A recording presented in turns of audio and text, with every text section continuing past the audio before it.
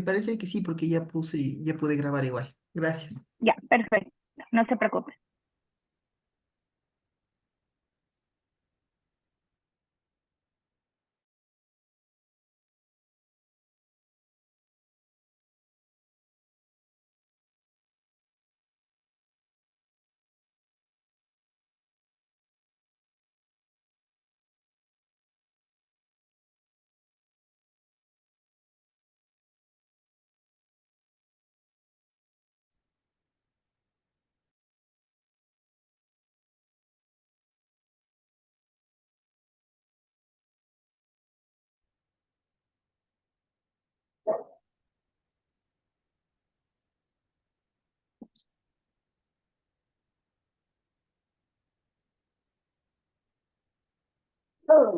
Listo.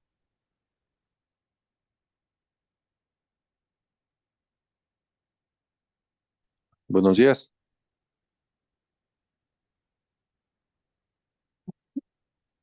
Buenos días, doctor. Buenos días, doctor. Buenos días con todos. Esperemos unos ¿Cómo dos está? minutos hasta que se conecten los demás compañeros para poder iniciar con todos, por favor. Perfecto. Mi doctor Sebastián, para que me les haga acuerdo a los estudiantes de que tienen que empezar la evaluación, la autoevaluación al docente y también usted tiene que hacer esa, esa aplicación, tiene que usted también ayudarnos. Muchas Les gracias. recomiendo Gaby, le hago una para que consulta, me... doctor, de una vez. Yo intenté ingresar en el enlace que usted me mandó en el oficio, pero es como un Ujú. correo y no me permite o no me direcciona a Ya, ninguna y yo página. le voy a decir ya, le voy a decir a Janet Castro, a la doctora, que le dé una manito en eso, ¿ya? Ya le digo que se conecte con usted en la tardecita o el día que usted pueda. Ya, muchísimas gracias, doctor. Sí, con mucho gusto, mi doctor. Gracias, Y doctor. excelente jornada, ¿no? Muchas gracias, doctor.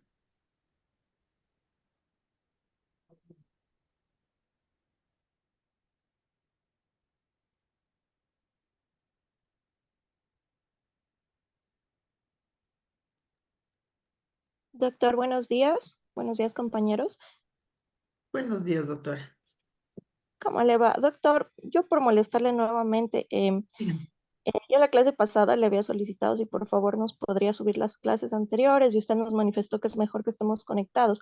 Yo No, sí me he conectado a todas las clases. El problema es que como a mí me toca viajar los fines de semana, justo el sábado anterior estuve de viaje por trabajo y no se me, o sea, se me dificulta poder atender toda la clase y el doctor Marcelo nos había eh, nos había dicho que no es obligatorio conectarse a las tutorías, que sí es mejor conectarse, pero que no es obligatorio. Entonces, por favor, doctor, si nos puede ayudar con eso, disculpe la molestia, y no gracias. se preocupe, doctora, ya voy a consultar con la doctora en esta semana para ver cómo hago lo del tema de subir los videos. O sea, tengo los videos grabados, pero no los he subido, es verdad. Gracias, doctor. No se preocupe.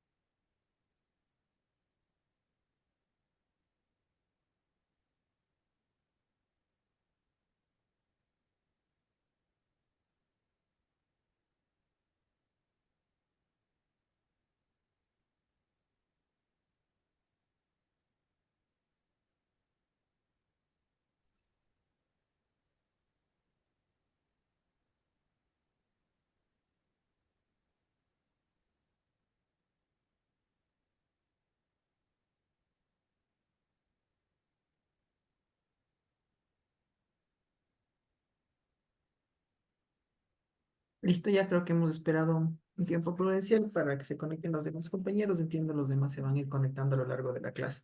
¿Me ayudan encendiendo las cámaras, por favor, para poder empezar?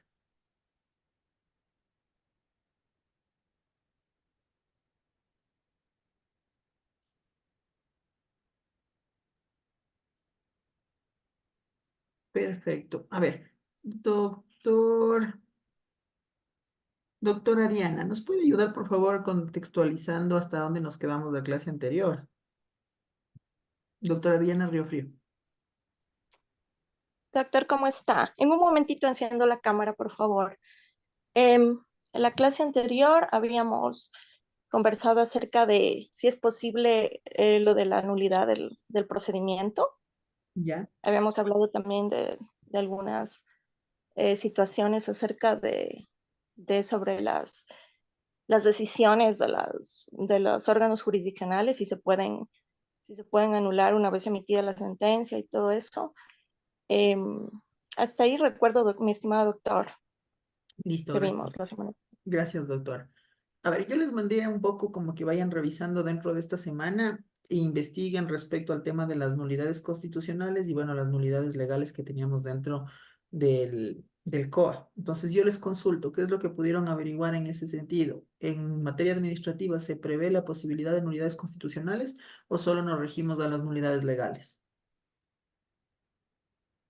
¿Pudieron averiguar algo de eso?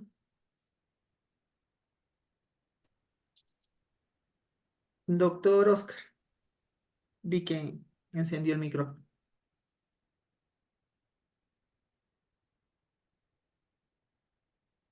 Doctor Oscar Romero.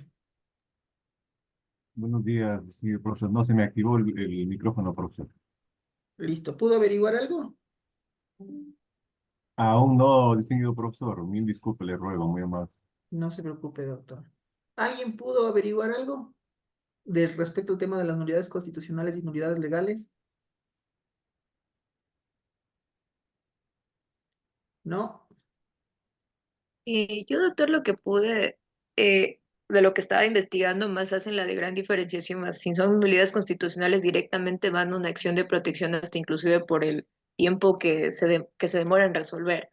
Porque justo las que he revisado directamente, si existe una nulidad constitucional, en este caso, violentando o vulnerando el derecho al debido proceso, la salida que más eh, toman es en realidad presentar la acción de protección por el tiempo, porque ahí se resuelve de manera más rápida y en este caso si existe una vulneración constitucional y más retraen el proceso en el momento donde existió la nulidad. Más no he podido evidenciar el tema de una nulidad constitucional dentro de una demanda contenciosa administrativa y tributaria. Creo que más optan por esa opción por el tiempo que se demora. Eso es lo que yo considero que por tal motivo ocurre eso. No sé si estoy haciendo un error de interpretación.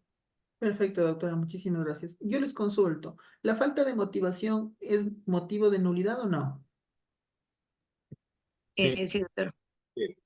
Ya. ¿Qué nos ha dicho la Corte Constitucional respecto al tema de la falta de motivación? ¿Cuáles son los requisitos que nosotros tenemos que observar para ver si es que existe o no falta de motivación?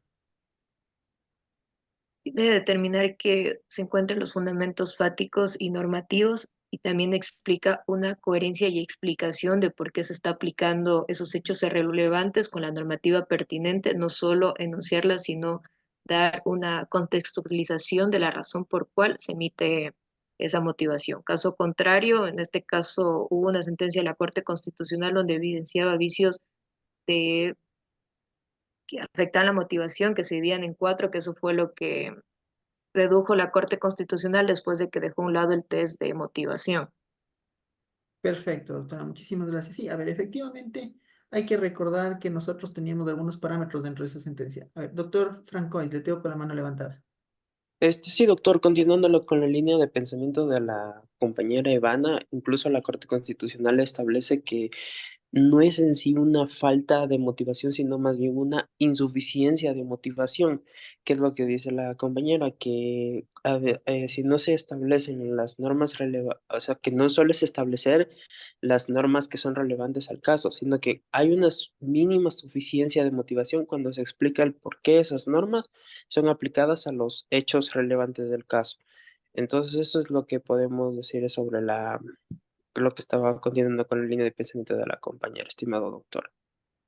Perfecto, doctor. Muchísimas gracias. A ver, vamos a ver algunos temas bastante interesantes respecto al tema de la posibilidad de la motivación dentro de los actos administrativos y sentencias como tal. Es verdad todo lo que ustedes acaban de mencionar respecto a la garantía de motivación. Hemos visto que a lo largo de los años esta garantía de motivación ha ido un poco cambiando. ¿En qué sentido? En el sentido de que nosotros teníamos una sentencia emitida por la Corte Constitucional en la cual establecía algunos parámetros mínimos para determinar si es que existe o no existe falta de motivación de las sentencias.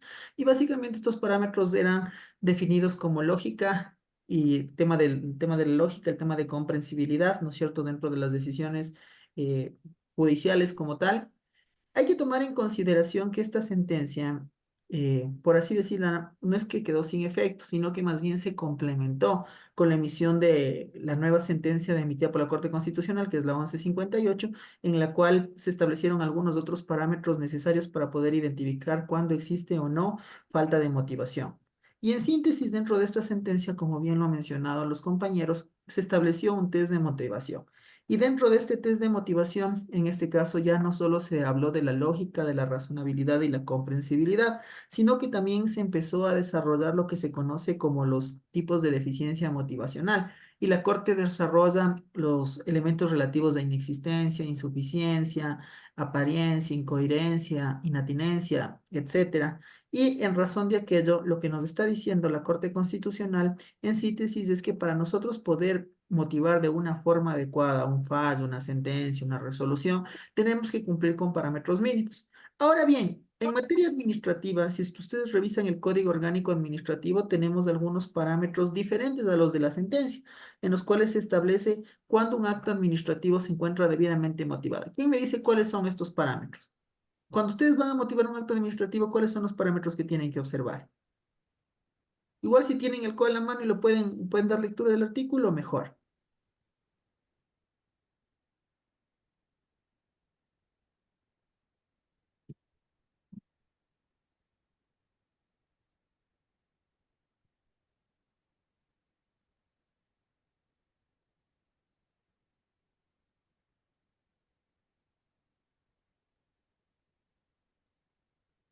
¿Encontraron el artículo?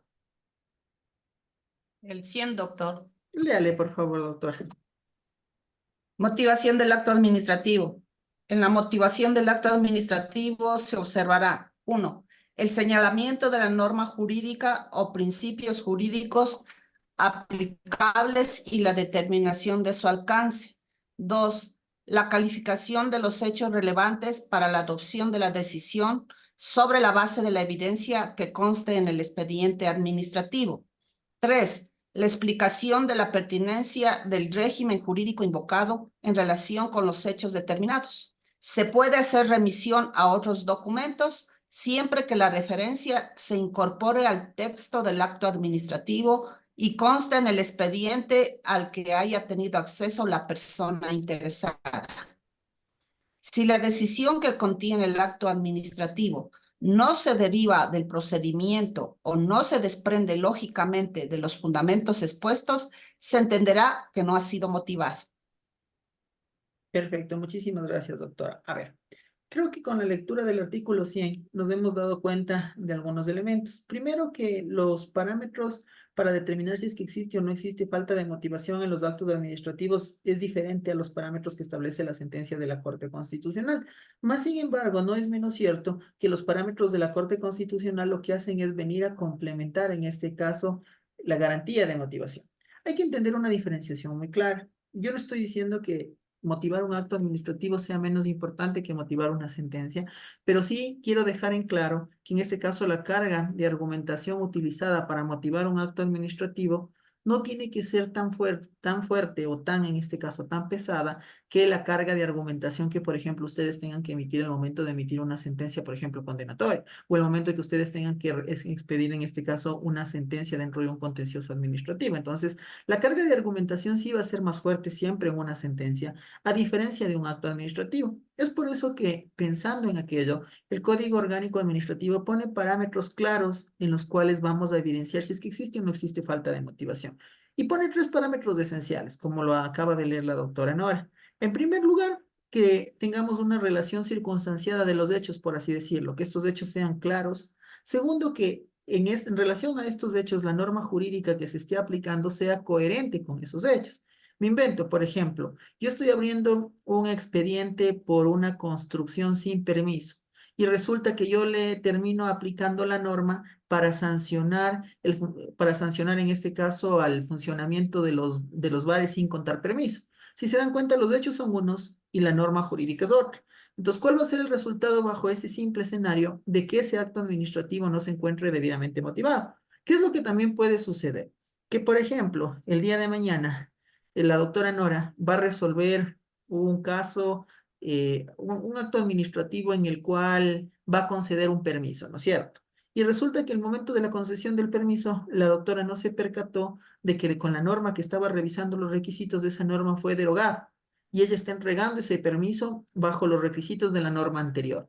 Ese acto administrativo es nulo, ¿no es cierto? ¿Por qué? Porque los hechos son unos, la temporalidad es otra y consecuentemente los requisitos que la doctora está revisando en ese momento para la concesión del acto administrativo denominado autorización depende de la aplicación de una norma que ya no se encuentra vigente, que ha sido expulsada del ordenamiento jurídico. Entonces, ¿qué es lo que da como resultado? La nulidad de ese acto administrativo, porque ese acto administrativo no se encuentra debidamente motivado. En ese sentido, esta nulidad del acto administrativo puede ser observada en apelación y puede ser observada en este caso también ante el contencioso administrativo, ¿no es cierto? Y también puede ser observada, como bien lo decía la doctora Ivana, en una acción de protección, porque en la acción de protección usted tiene diferentes garantías básicas del debido proceso que están contempladas en el artículo 76. Y una de las garantías del artículo 76 se denomina falta de motivación. Entonces, básicamente hemos visto que convergen nulidades o posibilidad de nulidades constitucionales y posibilidad de nulidades legales. Ahora bien, volviendo al caso que conversábamos la anterior semana, yo les decía que si es que es conveniente o se puede dictar nulidades constitucionales por parte de los mismos funcionarios administrativos, indudablemente me sostengo que sí, pero hay que tomar en consideración algo.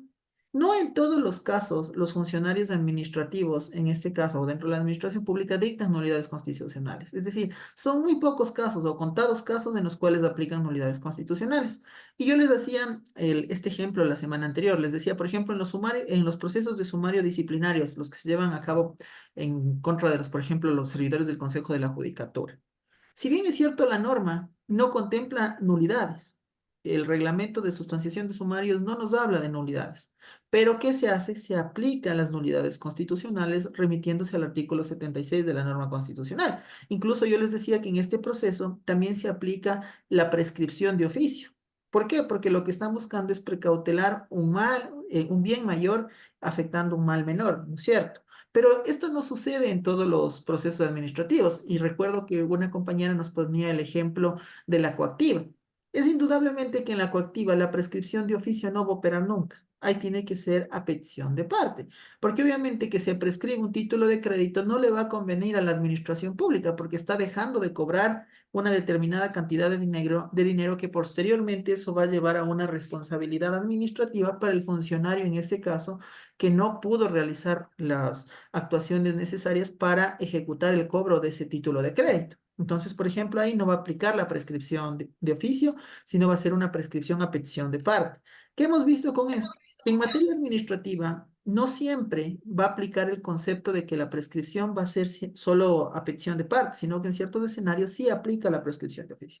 Lo mismo sucede con el tema de las nulidades constitucionales. Nosotros hemos revisado el Código Orgánico Administrativo. Hemos visto que en el Código Orgánico Administrativo en ninguna parte nos habla de la posibilidad de nulidades constitucionales. Nos habla sí del principio de juridicidad, que básicamente lo que hace es abrirnos las puertas para un criterio de interpretación más favorable hacia la administración pública. Hemos visto que el momento procesal para dictar una nulidad legal es vía recurso. Pero también nos hemos dado cuenta que si es que nosotros logramos evidenciar mientras en este caso se está sustanciando un procedimiento administrativo o administrativo sancionador, si es que consideramos necesario dictar la nulidad, no del acto administrativo porque no se ha generado acto todavía, pero sí del proceso, debería ser, eh, eh, debería llamarnos en este caso la atención y darnos la posibilidad de dictar dicha nulidad. Entonces, en ese sentido, esto es un poco discrecional. Ya va a depender de cada funcionario el momento del caso en concreto, determinar si es que aplica una nulidad constitucional o no. Esto viene a ser un ejercicio facultativo, más no obligatorio, porque si ustedes revisan la ley, en la ley no existe en ninguna parte de la ley una disposición que obligue al funcionario a aplicar nulidades constitucionales. Solo, por ejemplo, nos habla de sí la necesidad de tutelar el derecho al debido proceso, pero ahí ustedes deberán sopesar si es que al dictar una nulidad constitucional es realmente garantizar el debido proceso o no lo es. Doctora Mayra, vi que encendió el micrófono. No, doctor, se me encendió, mi disculpa. Ah, ya, perfecto. No sé si es que tienen alguna pregunta hasta aquí. ¿Quedó claro lo del tema de la nulidad? Sí, ya, perfecto. Entonces, no se olviden que tenemos que distinguir, todo lo que estamos viendo son elementos que ustedes van a tener que identificar al momento que vayan a un contencioso administrativo. Es decir, van a tener la posibilidad de identificar temas de nulidades procesales, van a tener la posibilidad de identificar nulidades del acto administrativo. ¿Quién me da otro ejemplo de nulidad del acto administrativo?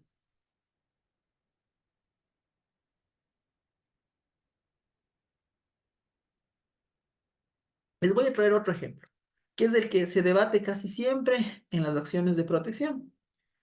Cuando nosotros trabajamos en el sector público, a nosotros nos dan una acción de personal, ¿no es cierto? Y en esa acción de personal determina el cargo, la función y desde cuándo rige, obviamente establecido incluso la remuneración, etcétera, de cada uno de nosotros. Cuando a nosotros nos cesan en funciones, nos entregan de igual manera una acción de personal, en la cual consta, en este caso, una justificación por el cual nosotros estamos cesando en funciones, ya sea por destitución, ya sea por terminación de contrato, ya sea por renuncia, etcétera, ¿no es cierto? O ya sea por terminación de libre nombramiento o remoción. Ya. ¿Qué es lo que sucede? Esa es una acción de personal de una página. Y lo que comúnmente vienen a alegar casi todos los abogados es que esa acción de personal no se encuentra debidamente motivada. Y al no encontrarse debidamente motivada, es nula. Consulta. Primero, esa acción de personal, eso no es un acto administrativo. ¿Qué opina? Eso no es un acto administrativo, es acción de personal. Sí, es un acto administrativo. Ya, perfecto. ¿Podríamos discutir la nulidad de ese acto administrativo por falta de motivación? ¿En vía constitucional y en vía legal? Sí, porque si es un acto administrativo, tiene que cumplir los parámetros establecidos. Ya. En este caso, sí tendría que contener la motivación. Perfecto. ¿Esa acción de personal se encuentra debidamente motivada, sí o no?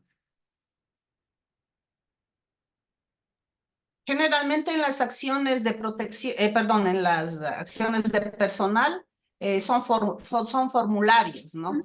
Y lo único que hacen es llenar. Y en la parte pertinente solamente le aplican el motivo de la terminación puede ser del contrato o del nombramiento provisional. Entonces, de acuerdo a eso, parece que sí está motivada, Sí, perfecto. al parecer. Ujú. Gracias, doctora. Doctor Daniel. Yo a veces, la verdad, discrepo con el tema de la aplicación de los formatos. Bueno, en algunas unidades de talento humano, efectivamente, mantienen ese criterio de que al ser un formato, ese formato debe exclusivamente tener los requisitos, por ejemplo, en el ejecutivo, que viene desde planta central. Esa es la percepción que dicen, este es el formato y vino de planta central y tenemos que aplicarlo. Sí, ese formato es eso, es un formato. Y entendería yo que es susceptible. O sea, si el acto administrativo tiene que ser motivado, se entiende que ese formato tiene que ser adecuado a la realidad y a cada caso particular para tener por lo menos una motivación sólida que permita emitirlo.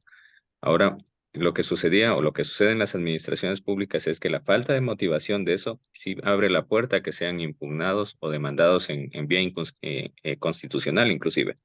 Yo recuerdo algunos casos acá en los cuales los jueces constitucionales efectivamente, al no la administración pública detallar los motivos claros por los cuales desvinculaban a un servidor público, provocaba el reintegro del mismo por la falta de motivación.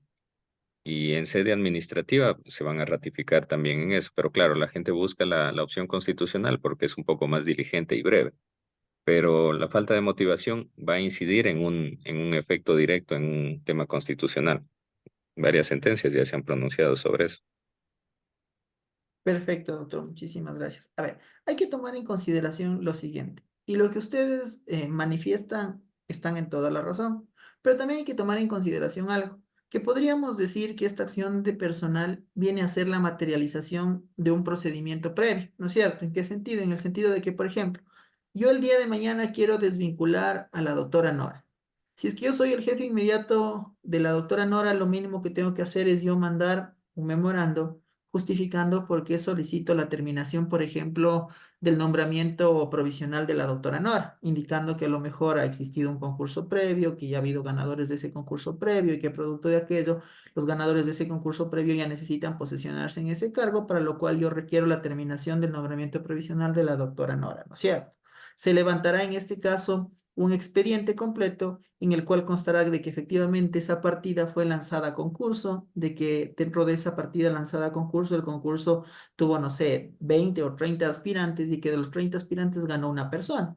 Consecuentemente, de que esa persona tiene que posicionarse dentro del cargo el primer día del mes de marzo, para lo cual yo necesito, previo al primer día del mes de marzo, que se termine la relación laboral con la doctora Nora, que ella está ocupando dicha partida presupuestaria. Y consecuentemente aquello generó un acto administrativo, porque es innegable que el acto administrativo es la acción de personal, en el cual yo establezco el motivo. El motivo es verdad que se ocupan múltiples formatos, pero al menos lo que se requiere, como dice el doctor Daniel, es que el formato tenga las condiciones mínimas de justificación para poder entender por qué yo doy por terminado, por ejemplo, la situación laboral de la doctora Nora. No simplemente voy a poner terminación. Tendría que poner en el apartado la justificación, terminación de nombramiento provisional, toda vez de que existe ganador de concurso asignado con el número tal, etc. Entonces entendería que está justificado. Aplicando la base legal, han visto ustedes que copian los artículos de la LOCEB en relación, en este caso, a la terminación del nombramiento provisional, estableciendo los nombres completos, en este caso, de la doctora Nora, que está haciendo, en este caso, terminado su nombramiento provisional, estableciendo cuál es la partida presupuestaria que tenía ese nombramiento provisional, cuál es el tipo de nombramiento provisional que tenía, quién es la autoridad nominadora, etcétera. Entonces, aparentemente, en ese formato se encuentra debidamente motivado porque existen los elementos mínimos que se entiende por qué se está generando el acto administrativo. Por eso yo les decía, y esto es algo muy importante, a veces nosotros los abogados creemos que mientras más páginas tenga el acto administrativo, tenga la sentencia, está debidamente motivado. Y esto no es así. Usted puede encontrarse con una sentencia de 100 páginas, pero si en la sentencia de 100 páginas no dice absolutamente nada, esa sentencia se encuentra inmotivada. O usted se puede encontrar con una sentencia de 20 páginas o de 10 páginas. Si es que en esas 20 páginas o 10 páginas se resuelven los problemas jurídicos a ser tratados, esa sentencia se encuentra debidamente motivada. Es lo mismo que sucede en los actos administrativos. Usted puede encontrarse con un acto administrativo de 20 páginas o puede encontrarse con un acto administrativo de una página. Eso no depende de que el acto administrativo se encuentre debidamente motivado o no. Hay que tomar en consideración la relación lógica, lo que yo les decía. ¿Qué sucede si es que, por ejemplo, en ese acto administrativo, determinación del nombramiento provisional de la doctora Nora, vemos que en ese acto administrativo, en este caso, se están invocando normas que ya se encuentran derogadas? Evidentemente ahí sí el acto administrativo se encuentra con falta de motivación, ¿no es cierto? Porque tiene una relación circunstancial de hechos claros, pero la fundamentación jurídica que acompaña a esos hechos no es la fundamentación jurídica acorde a los hechos. Y ahí vamos a venir con otro problema súper interesante. A ver, ¿quién me dice cómo se tienen que hacer las notificaciones en materia administrativa y en materia jurisdiccional?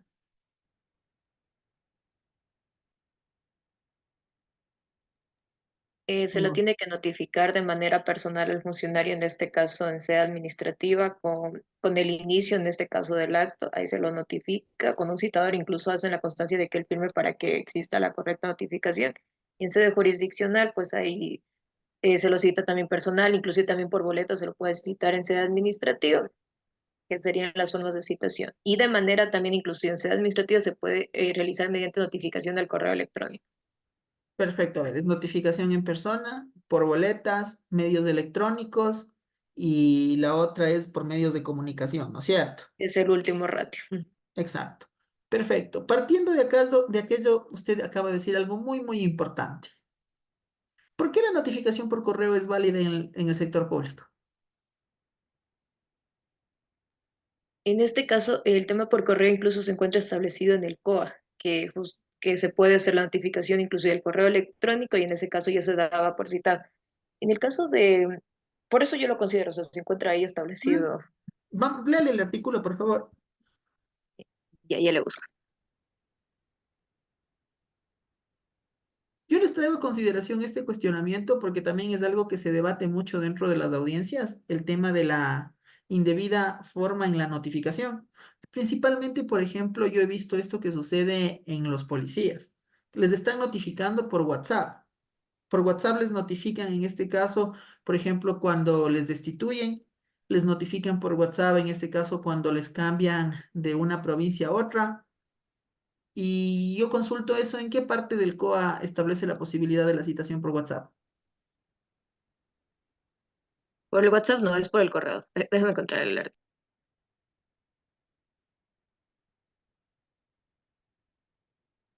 Doctor Pablo, le tengo con la mano levantada. Muchas gracias, doctor. Buenos días, doctor. Buenos días, compañeras, compañeros. El COA, si no me equivoco, creo que es el 161 o 162, habla sobre la notificación por medios electrónicos, siempre y cuando se tenga la verificación de la recepción. En este contexto, yo no considero que la primera notificación de inicio de un procedimiento se la pueda hacer por un correo electrónico si no se va a tener la verificación de la recepción. Es imposible. Obviamente, como le digo, el artículo 161 o 164 habla sobre este tipo de notificación. Entonces, existen medios electrónicos o plataformas que permiten tener la recepción del correo electrónico, sí, existen estos medios, pero obviamente la administración pública debería contratarlos para poder utilizarlos, ¿no? Como le digo, si es que es el inicio de un procedimiento, yo considero que únicamente debería ser personal, por boletas, y si no mismo hay cómo, por la prensa. Pero por medios electrónicos, la única manera sería si es que se tiene recepción de la notificación. Y un correo electrónico nunca nos va a decir si lo recibió o no lo recibió. Perfecto, doctor. O sea, ¿por qué yo les hacía esta pregunta? Lo que nos sucede a nosotros a diario con el tema de las infracciones de tránsito y cómo en este caso la Agencia Nacional de Tránsito ha ido un poco cubriendo la validez de las notificaciones electrónicas por correo, es que cuando nosotros vamos, por ejemplo, a renovar nuestra licencia, a nosotros nos hacen llenar un formulario en el cual nosotros aceptamos que para futuras notificaciones nuestro correo electrónico asignado será tal, ¿no es cierto? ¿Qué es lo que nosotros estamos haciendo al firmar este documento? Nosotros estamos validando que las notificaciones en lo posterior por cualquier contravención de tránsito que nosotros incurramos va a ser notificada a nuestro correo electrónico. Y ahí viene el tema de lo debatible, lo que decía el doctor Pablo, me parece. A efectos de ver dentro del desarrollo de la audiencia que se determine si es que realmente ese correo electrónico nosotros lo recibimos o no. Porque, a ver, ¿qué sucede si es que en este caso, por ejemplo, el momento que a mí me notificaron, yo puse mal una letra y mi correo era SC y puse SD? Automáticamente ese correo electrónico ya no me llegó, ¿no es cierto? Y si es que a mí ya no me llegó y la administración pública entiende que yo estoy legalmente notificado y continúa el proceso administrativo y me termina sancionando, ¿esa sanción es válida o no es válida? Si se tiene la constancia que no se abrió el correo o que no hubo la recepción, no sería válido, porque eso es un requisito que tendrían que verificar aquello. Perfecto, básicamente me estarían violentando el derecho a la defensa, porque en ninguna parte dentro del proceso administrativo yo me pude defender porque no fui notificado en legal y debida forma. Doctor Cristian, le tengo con la mano levantada. Sí, doctor, justamente quería compartir algo del tema de lo que estaba manifestando de las notificaciones a los servidores policiales. El tema de las notificaciones al WhatsApp, por lo general, cuando son para efectos de sanciones y todo eso, únicamente le suelen notificar, pero para que se acerque a la oficina de talento humano o al departamento o al componente de asuntos internos para retirar el memo donde sí se le notifica. Bueno, en el COESCOP sí establece de que se le puede notificar por medios electrónicos y obviamente dentro del orgánico institucional manejan también lo que son telegramas y memorandos donde se dispone que cada servidor policial tiene la obligación de actualizar año a año su domicilio físico y obviamente también su domicilio electrónico a través de la plataforma CIMNE, que es el Sistema Integrado de la Policía Nacional. Eh, entonces, pero en el COESCOP dice que se le tiene que notificar no solo a través de los medios electrónicos, sino también en el domicilio registrado. Entonces, al hablar de las dos posibilidades de notificación, o sea, no es que es excluyente o es la una o es la otra, se le tiene que notificar en las dos, pero en la práctica es muy común que únicamente se le notifique en el correo electrónico. Entonces ahí sí obviamente habría alguna causal para el tema de la nulidad del acto. Especialmente esto pasa en lo que son sumarios administrativos, bueno, en sumarios de disciplina o sumarios disciplinarios. Bueno, en este caso solo en lo que es el tema de faltas graves y muy graves, porque en las faltas leves tiene otro procedimiento. Entonces eso quería compartir, doctor. Perfecto, muchísimas gracias, doctor. A ver, aquí hay que tomar en consideración algo muy importante. El COA también es claro en su artículo 164, que es lo que decía uno de sus compañeros. En este artículo 164, en el segundo inciso, hace alusión que la primera notificación se realizará personalmente, por boleta o a través de medios de comunicación. Entonces, ¿qué es lo que nos está dando a entender este inciso del artículo 164? Que luego de la primera notificación podría utilizarse los medios electrónicos. Entonces, ¿qué es lo que está sucediendo aquí? Lo que está sucediendo aquí es que a veces la primera notificación, ¿y cuál va a ser la primera notificación? Por ejemplo, el auto de inicio del sumario, ¿no es cierto? O el auto de inicio del proceso administrativo sancionador. Esa va a ser la primera notificación. Se entendería que esa primera notificación, lo correcto sería que, por ejemplo, baje personal de talento humano, vaya donde el doctor Oscar y le diga, ¿sabe qué, doctor Oscar? Le vamos a abrir un sumario porque usted no ha venido 3 días seguidos a trabajar. Tenga la notificación, recíbame, por favor. Si él no le recibe, le levanto la constancia de que él no me quiso recibir, pero que yo le fui a entregar de manera personal, ¿no es cierto? Si es que yo le mando el correo electrónico de él y le digo, con esta usted empiece a defenderse del proceso de sumario que le vamos a iniciar. ¿Esa notificación es válida o no es válida? Depende, dos escenarios.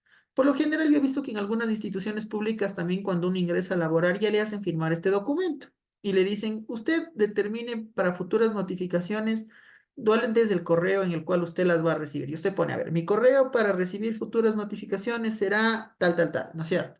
Y valido a que, y en este caso, y valido a que la administración pública por cualquier inconveniente o lo que se presente, me notifique a este correo electrónico. Perfecto, entonces usted está validando. Entendería que si es que yo le hago esa notificación, le estoy notificando en su domicilio electrónico, ¿no es cierto? Que va a ser su correo judicial o su correo institucional, que usted está asignando. Pero si es que no ha pasado ninguno de esos dos escenarios y simplemente yo, Administración Pública, notifico al correo institucional del doctor Oscar, ¿esa notificación es válida o no?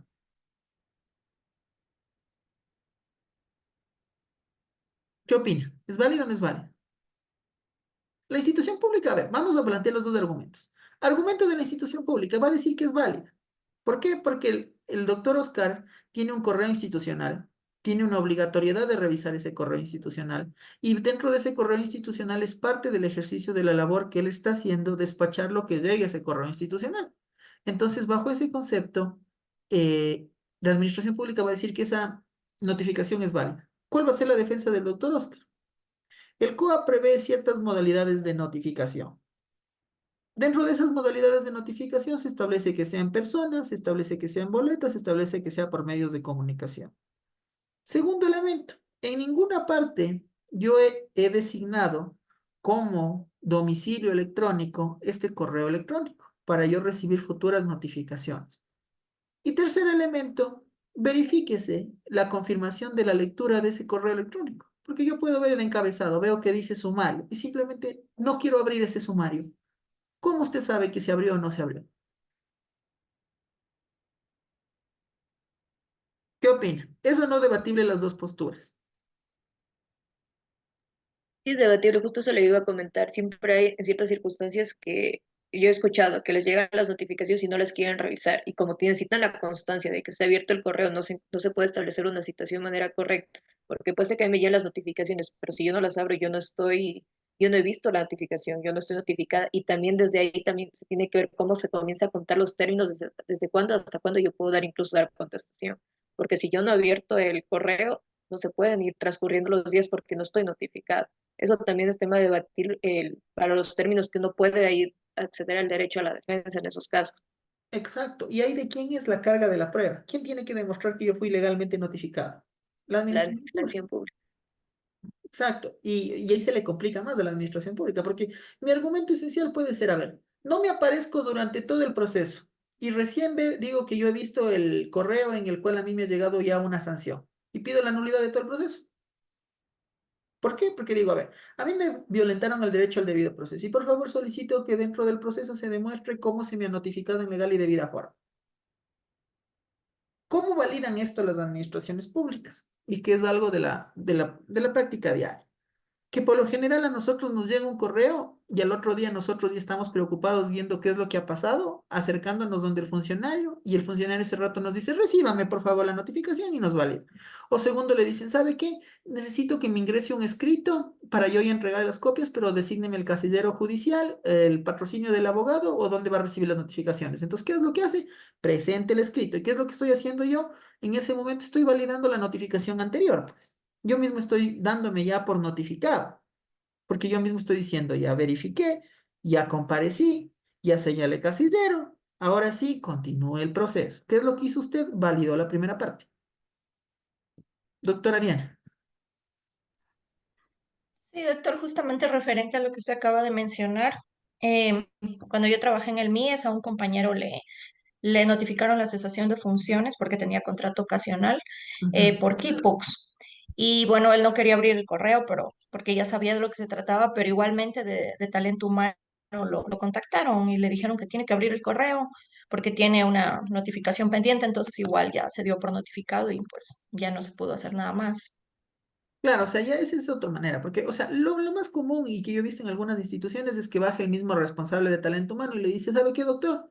Le acaban de notificar, recíbame la notificación y usted le firma. O si no le quieren recibir la notificación, simplemente levanta constancia de que usted no quiso recibir la notificación y listo. ¿Qué es lo que también he visto, por ejemplo, y este es un problema ya en los citadores y notificadores, al menos en los procesos administrativos sancionadores, me he dado cuenta?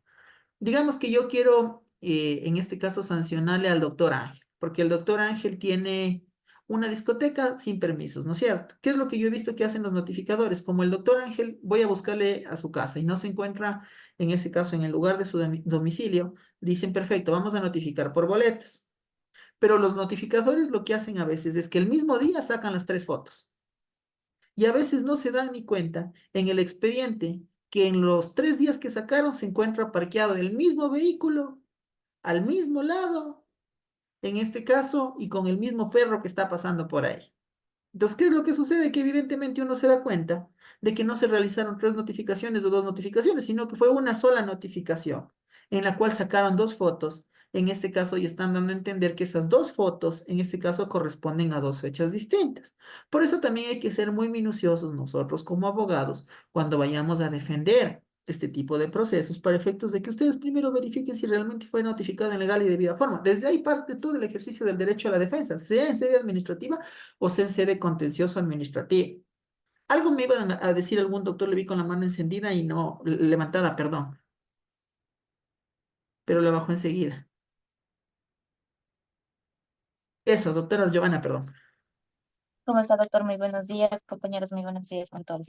Sí, realmente en lo personal, dentro del ámbito diario laboral, yo ejerzo la función de autoridad administrativa, se les denomina así, o como órganos protectores de derechos. Entonces, ¿qué es lo que nos ha facilitado a nosotros para cumplir primeramente con los términos que establece cada una de las materias, ya sea niñez, familia o adulto mayor? Es este medio mismo electrónico. Eh, por cuanto el agresor siempre se niega, se rechaza recibir la documentación, la notificación. Entonces, estos medios electrónicos ha sido para nosotros una fuente elemental de la notificación para nosotros cumplir y continuar con el debido proceso. Eh, e incluso nosotros hemos optado por hacer la notificación y esperar que el agresor, o en este caso el denunciado, reciba, abra el documento. ¿Y cómo nos vamos a constatar de que él ya leyó el documento?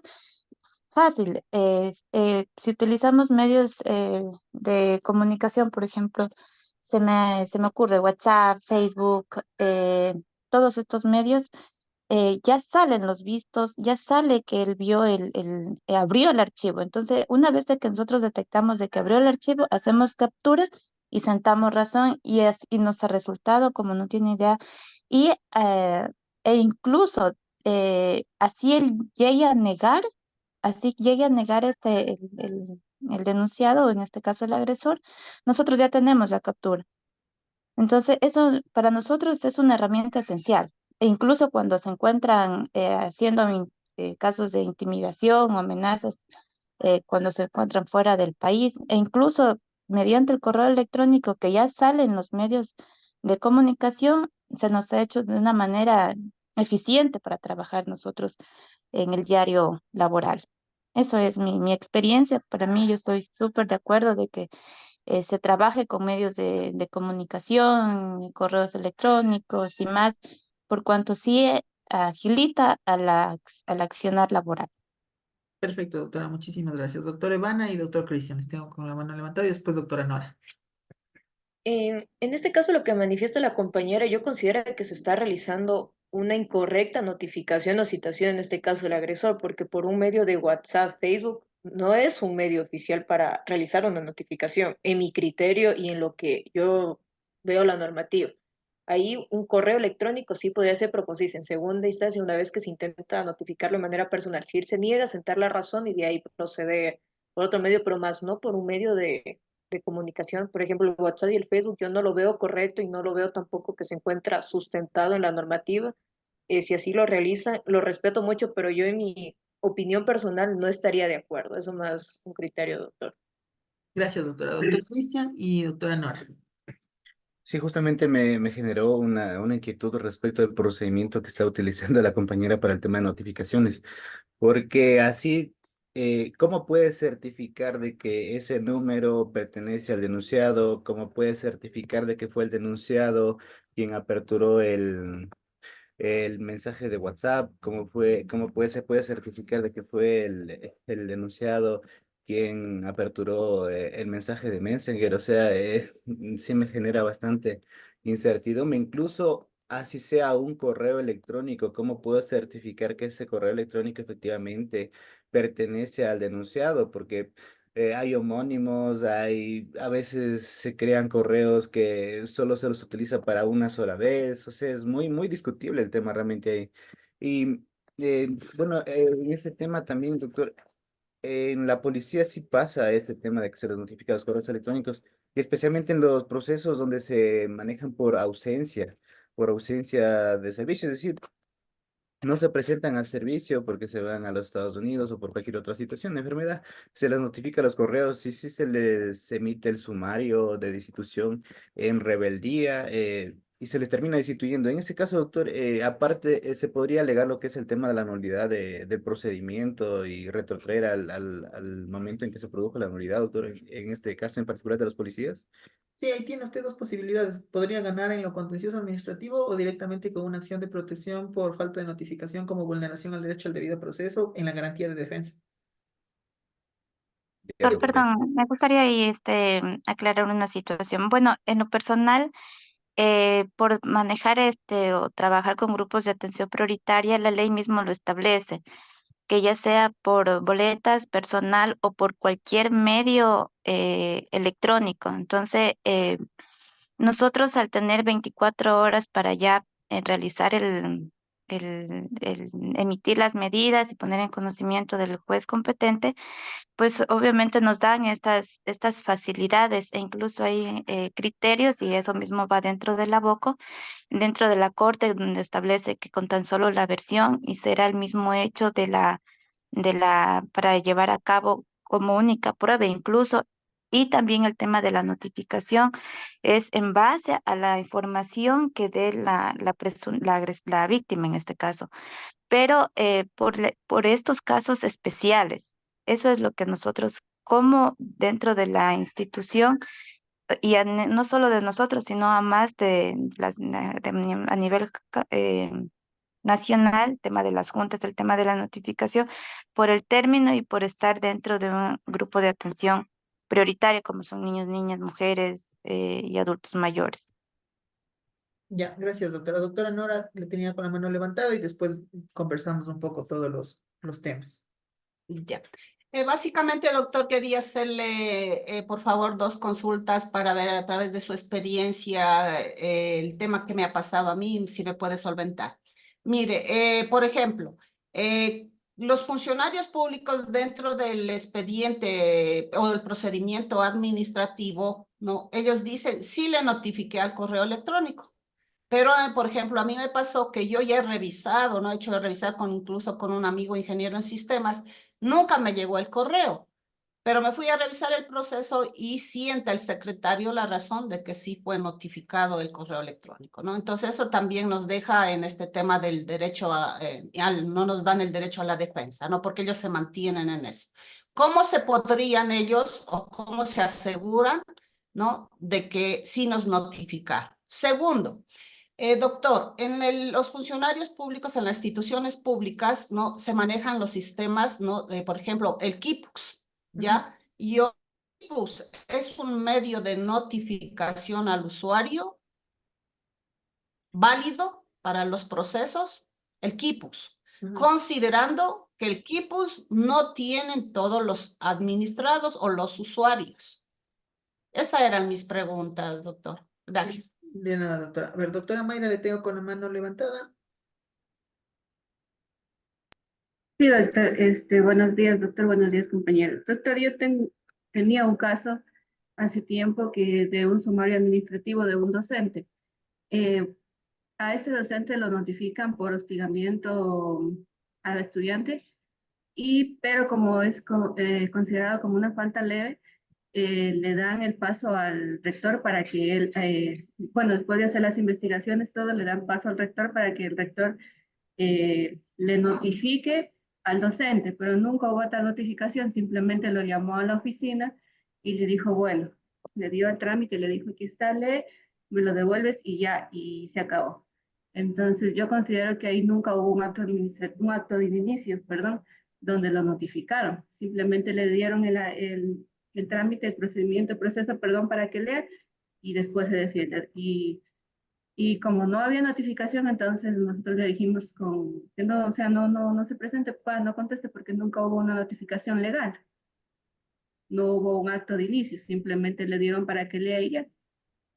Pero después el rector le había dicho no, que ya conteste, que ya por el tiempo, todo eso. Pero no, o sea, yo no considero ahí que hubo una notificación legal. No sé si estaré en lo correcto. Simplemente como compañero como compañero lo llamó y le dijo, tienes esta denuncia, nada más, pero nunca hubo un acto inicial, un acto administrativo inicial, pero de simple administración, o sea, donde se lo notificó, perdón. Perfecto, doctora. Muchísimas gracias. Doctor Jorge, también le tengo con la mano levantada. Doctor, muy buenos días, un saludo cordial para usted, para todos los compañeros. La Contraloría General del Estado, sobre la base del uso de los medios electrónicos que el administrado acepta realizar en la plataforma de la Contraloría General del Estado, es usual que notifique a través de medios electrónicos la ratificación de la predeterminación de responsabilidades. Tuve un caso que ya fue resuelto por el Tribunal de lo Contencioso Administrativo de Loja, en el cual la Contraloría efectivamente había realizado tal notificación, pero no junta en la misma el PDF con la resolución administrativa. Entonces, claro, para justificar no operó la caducidad, porque el administrado tuvo que decirle a la Contraloría, hacerle ver que no llegó el documento, ¿cierto? Y que le notifique debidamente para poder defenderse, poder ejercer el derecho a la defensa. Pero la Contraloría manifestaba que la notificación se realizó en el primer momento y que había operado la caducidad del administrado, por cuanto ya transcurrieron los 90 días, según criterio de la Contraloría, para que opere la misma. Sin embargo, para poderse de alguna manera precautelar, ¿no es cierto?, el derecho a la defensa, me correspondió solicitar una diligencia notarial en la cual se determinó la no existencia del documento PDF en tal notificación. Con ello, el Tribunal Contencioso Administrativo, cuando la Contraloría en la concepción de la demanda presentó como excepción previa a la caducidad, rechazó, ¿no? Y luego, obviamente, el resultado del final del proceso fue que más bien operó la caducidad por parte de la Contraloría en una de las formas establecidas en la ley. Me parece que en este caso era la del 56. Eso, mi estimado doctor, también yo creo que hay que tener cuidado con el contenido de los documentos que se notifican a través de medios electrónicos que a veces no son los que corresponden. Gracias. Perfecto, doctor, muchísimas gracias. A ver, una vez de que hemos escuchado todos los comentarios de los compañeros, hay que tomar en consideración algunos aspectos. A ver, si bien es cierto el tema de la notificación, creo que en un primer momento parecería un tema sencillo, pero en la práctica yo creo que es uno de los elementos más complejos, en este caso que inclusive a nosotros nos pueden llevar a ganar la mayoría de los juicios o la mayoría de las acciones en tema tanto constitucional como en tema administrativo, porque como la mayoría de los abogados consideramos a veces que la notificación es algo sencillo, es algo simplemente meramente formal para cumplir, en este caso, con un requisito dentro del proceso, a veces no nos damos cuenta de que se está realizando esta de forma indebida. Y esto tiene una razón de ser. La razón de ser es que obviamente los abogados no somos los que notificamos. Por lo general los que notifican es los notificadores, en este caso son nuestros ayudantes, nuestros asistentes administrativos, pero por lo general casi nosotros no realizamos la notificación. Y a veces el funcionario que está instruyendo el proceso se confía y tiene en este caso certeza de que el proceso se encuentra legalmente notificado. Y esto sucede también en sede jurisdiccional con el siguiente ejemplo. ¿Qué pasa si es que, por ejemplo, yo en calidad de juez me presentan 10 abogados, 20 casilleros electrónicos, en este caso para recibir futuras notificaciones? Y resulta que mi ayudante judicial se olvidó de poner los casilleros electrónicos. Yo notifiqué a los 18 y no a los dos. ¿Qué es lo que ocasioné? Una nulidad de proceso, ¿no es cierto? ¿Por qué? Porque yo estoy dejando a dos personas en indefensión, porque no han sido notificadas en legal y debida forma de todas las actuaciones judiciales que yo he emitido. Y es claro, por ejemplo, en ese caso, la normativa habla de la nulidad por falta de notificación. Ya, ahora vamos de esto tocando un poco al tema administrativo. En el tema administrativo, la notificación se lo toma de una manera más fácil, si se quiere llamar así. ¿En qué sentido? No le vemos mucho formalismo, tratamos de no verle mayor importancia. En la mayoría de los casos, los administrados ayudan a la administración pública a validar las notificaciones que no fueron realizadas en legal y debida forma. Y es lo que yo les digo, que a veces sucede que inclusive le llaman al administrador y le dicen, ¿sabe qué? Le vamos a iniciar un proceso de sumario, tiene que acercarse para recibir la notificación. Y uno asustado va al otro día y dice, ¿sabe qué? Me llamaron. Quiero recibir una notificación, no sé de qué se trata, tenga, firme. ¿Y qué estoy haciendo? Estoy validando la notificación. Yo mismo voy a que me notifique. En otras ocasiones lo que hace la administración pública es como manejan este sistema del dato seguro. Ustedes en el dato seguro encuentran algunas direcciones, encuentran algunos correos electrónicos, etcétera. Ya, digamos que ustedes se encuentran con un correo electrónico que señalaron para recibir las notificaciones en la agencia de tránsito, ¿no es cierto? Pero yo soy la superintendencia de compañías y yo le notifico a ese correo electrónico. ¿Esa notificación es válida o no es válida? No es válida. ¿Por qué? Porque ustedes aceptaron que la Agencia Metropolitana de Tránsito, para todos los problemas que usted tenga con la agencia, le notifique ese correo. ¿En qué momento usted aceptó que la Contraloría, que la Superintendencia de Compañías, que el MIES, etcétera, le notifiquen ese correo electrónico? En ningún momento. Entonces, por ende, vamos a partir de algunos elementos, pero ¿cuál es el criterio que sostiene un poco la administración pública? Va a decir, a ver, administración pública somos todos, sí, correctamente que somos todos, de eso nadie le discute. Pero en ese sentido, en ninguna parte yo fui al MIES y le dije, para cualquier problema que yo tenga con ustedes, MIES, a este correo, por favor. Superintendencia de Bancos, para cualquier problema que yo tenga con ustedes, a este correo. En ningún momento. Entonces, ellos, como instituciones, son los que tienen la responsabilidad de verificar que la notificación esté en legal y debida forma. Vamos al otro aspecto que comentaba una de las doctoras. Decía que si bien es cierto con las plataformas tenemos la posibilidad de la confirmación de lectura, en este caso de los mensajes, sí, no hay ningún inconveniente. Pero tienen que demostrarme que esa línea es mía. Y segundo, esa línea, en este caso telefónica, ese Facebook, ese WhatsApp, etcétera, yo en ningún momento determiné como lugar válido de mi notificación. Ese es Inclusive podríamos decir que podría existir hasta afectaciones al derecho a la privacidad, lo que a veces sucede muy comúnmente con las operadoras que a nosotros nos llaman a ofrecer cambios, en este caso de planes, de los bancos que nos ofrecen a nosotros tarjetas, que uno dice, a ver, primero, ¿cómo se consiguieron mi número si yo nunca les di? Y si es que usted quisiera poner, en este caso, alguna acción por posible afectación al derecho a la intimidad, podría hacerlo sin ningún inconveniente, porque en este caso están sacando de una base de datos información suya, información que se entiende que es privada. No es una información pública. Usted en ninguna parte se mete en este caso a una base de datos y yo voy a encontrar el número celular de la doctora Nora, el número celular del doctor Cristian. No, es información privada. Es información que en este caso no confidencial, pero sí privada, que tiene que ser manejada con cierta sensibilidad y que estas empresas en ciertas ocasiones estarían generando afectaciones. Y de hecho, si es que usted quiere plantear una acción y puede plantearla, porque es a veces hasta molestoso de que uno ya le dice no quiero la tarjeta y le vuelven a llamar una y otra vez y de otro banco y etcétera. Entonces, y uno está haciendo su trabajo diario y no tiene por qué recibir ninguna llamada. Al final, si es que yo quiero una tarjeta, yo mismo voy al banco y pido la tarjeta que yo necesito. Entonces, esto también podría incidir en alguna acción judicial si es que alguien la quisiera plantear. Pero bueno, vamos al otro escenario. En el tema de las notificaciones, también no es menos cierto que cierta normativa trata de flexibilizar, como el caso de la doctora que nos mencionaba cuando estamos trabajando con grupos de atención prioritaria. Pero también no es menos cierto que el debido proceso es uno solo. Y si nosotros partimos por orden jerárquico de las normas, nosotros vamos a encontrarnos con un ejercicio de tensión para efectos de verificar si es que se vulneró un derecho para garantizar otro. Y esto es otro ejercicio aparte de un criterio de interpretación de cuál derecho va a sopesar por encima del otro.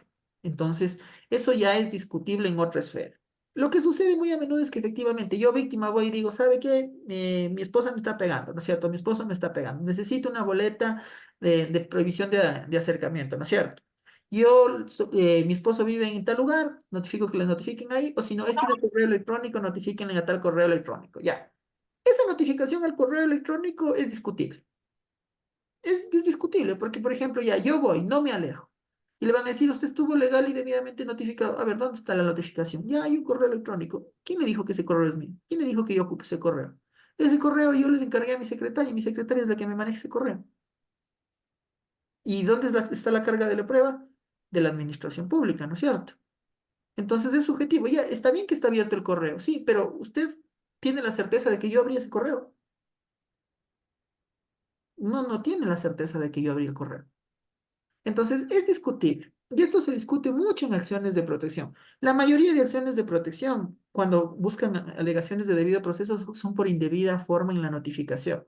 Y en muchos de los casos, estas acciones de protección son concebidas, porque realmente las notificaciones no son realizadas en legal y debida forma. Entonces, eso hay que tener mucho cuidado.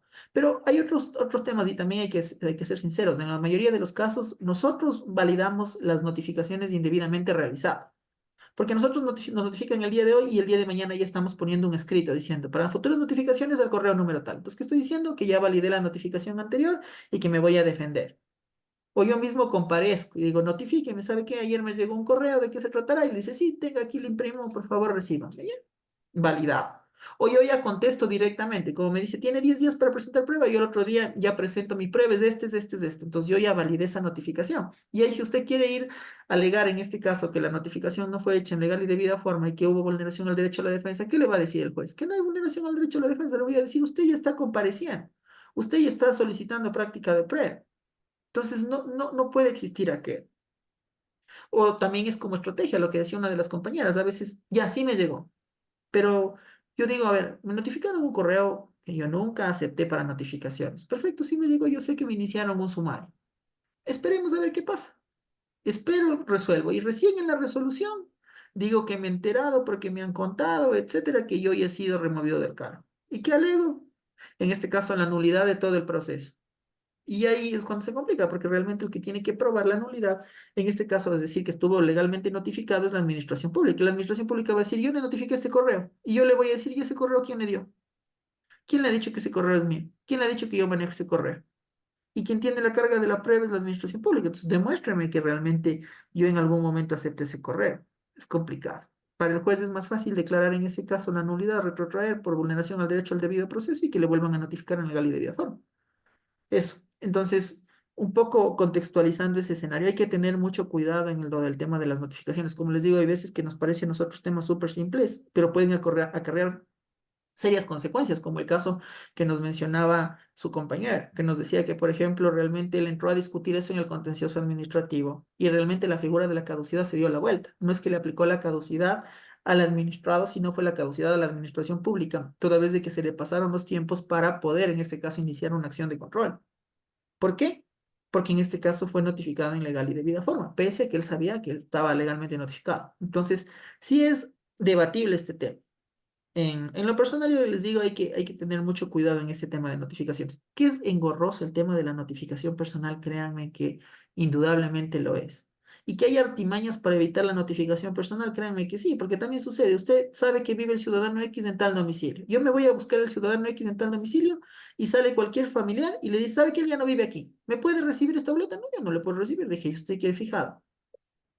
Y a veces como la casa ni siquiera está a nombre de él y él está viviendo con un familiar, ¿cómo usted tiene también la certeza de que realmente él está viviendo ahí?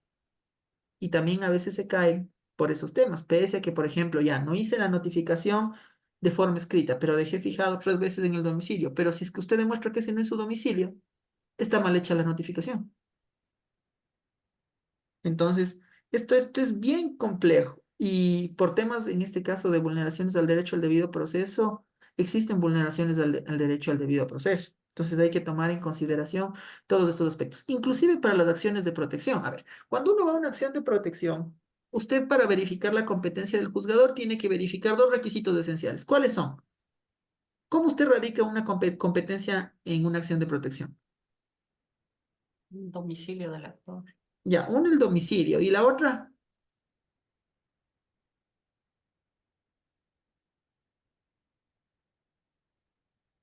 La jurisdicción. Ya, pero ¿cuáles son? Son 2 requisitos esenciales. ¿Cómo usted radica competencia en una acción de protección? Uno es el domicilio, en este caso, de los accionantes. Ya, ¿y el otro? El lugar donde sucedieron los hechos también es. Perfecto, el lugar, en este caso, donde se emitió el acto administrativo que produjo, en este caso, los efectos jurídicos, ¿no es cierto? Caso concreto, todos nosotros vivimos, unos compañeros vivimos en Loja, otros vivimos en Cuenca, otros vivimos en Quito, otros vivimos en Riobamba. El acto administrativo que genera, en este caso, la posible cesación de funciones de todos nosotros se generó en Quito. ¿Dónde presentan la acción de protección?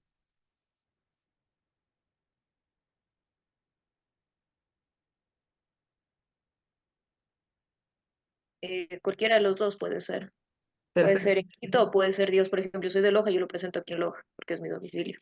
perfecto, en cualquiera de los dos. Y si es que todos nos reunimos y queremos presentar en Quito, ¿hay impedimento para presentar en Quito? No, no es cierto. ¿Por qué? Porque a la final lo que estamos alegando es que el acto administrativo que generó la violación de derechos fue emitido en la ciudad de Quito.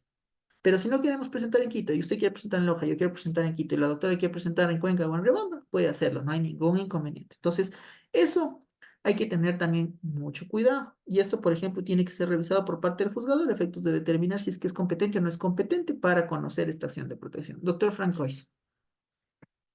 ¿Cómo está, doctor? Justo está topando ese tema y yo tenía una duda. Con la abogada con la que yo trabajo, tratando de plantear una acción de habeas data, si no me equivoco. Entonces, justo estábamos conversando con ella respecto de que en los requisitos para uno presentar, o ya sabemos, es el domicilio. Pero lo que con ella conversábamos es, si bien el acto administrativo fue emitido en Quito, lo que conversábamos era con ella, los efectos jurídicos, pues se producen a nivel, podría decirse, nacional o en el domicilio de la persona.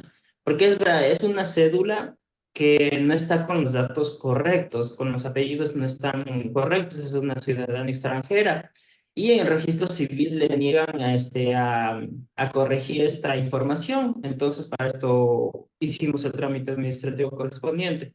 Entonces, lo que conversamos con los doctores, o sea, esto, ¿no? De que si bien el acto administrativo fue expedido en Quito, ahí no aplicaría esto de los efectos jurídicos porque están afectándole acá en donde vive ella, porque ella no puede, por ejemplo, aquí dirigirse al registro civil de Loja y renovar su cédula.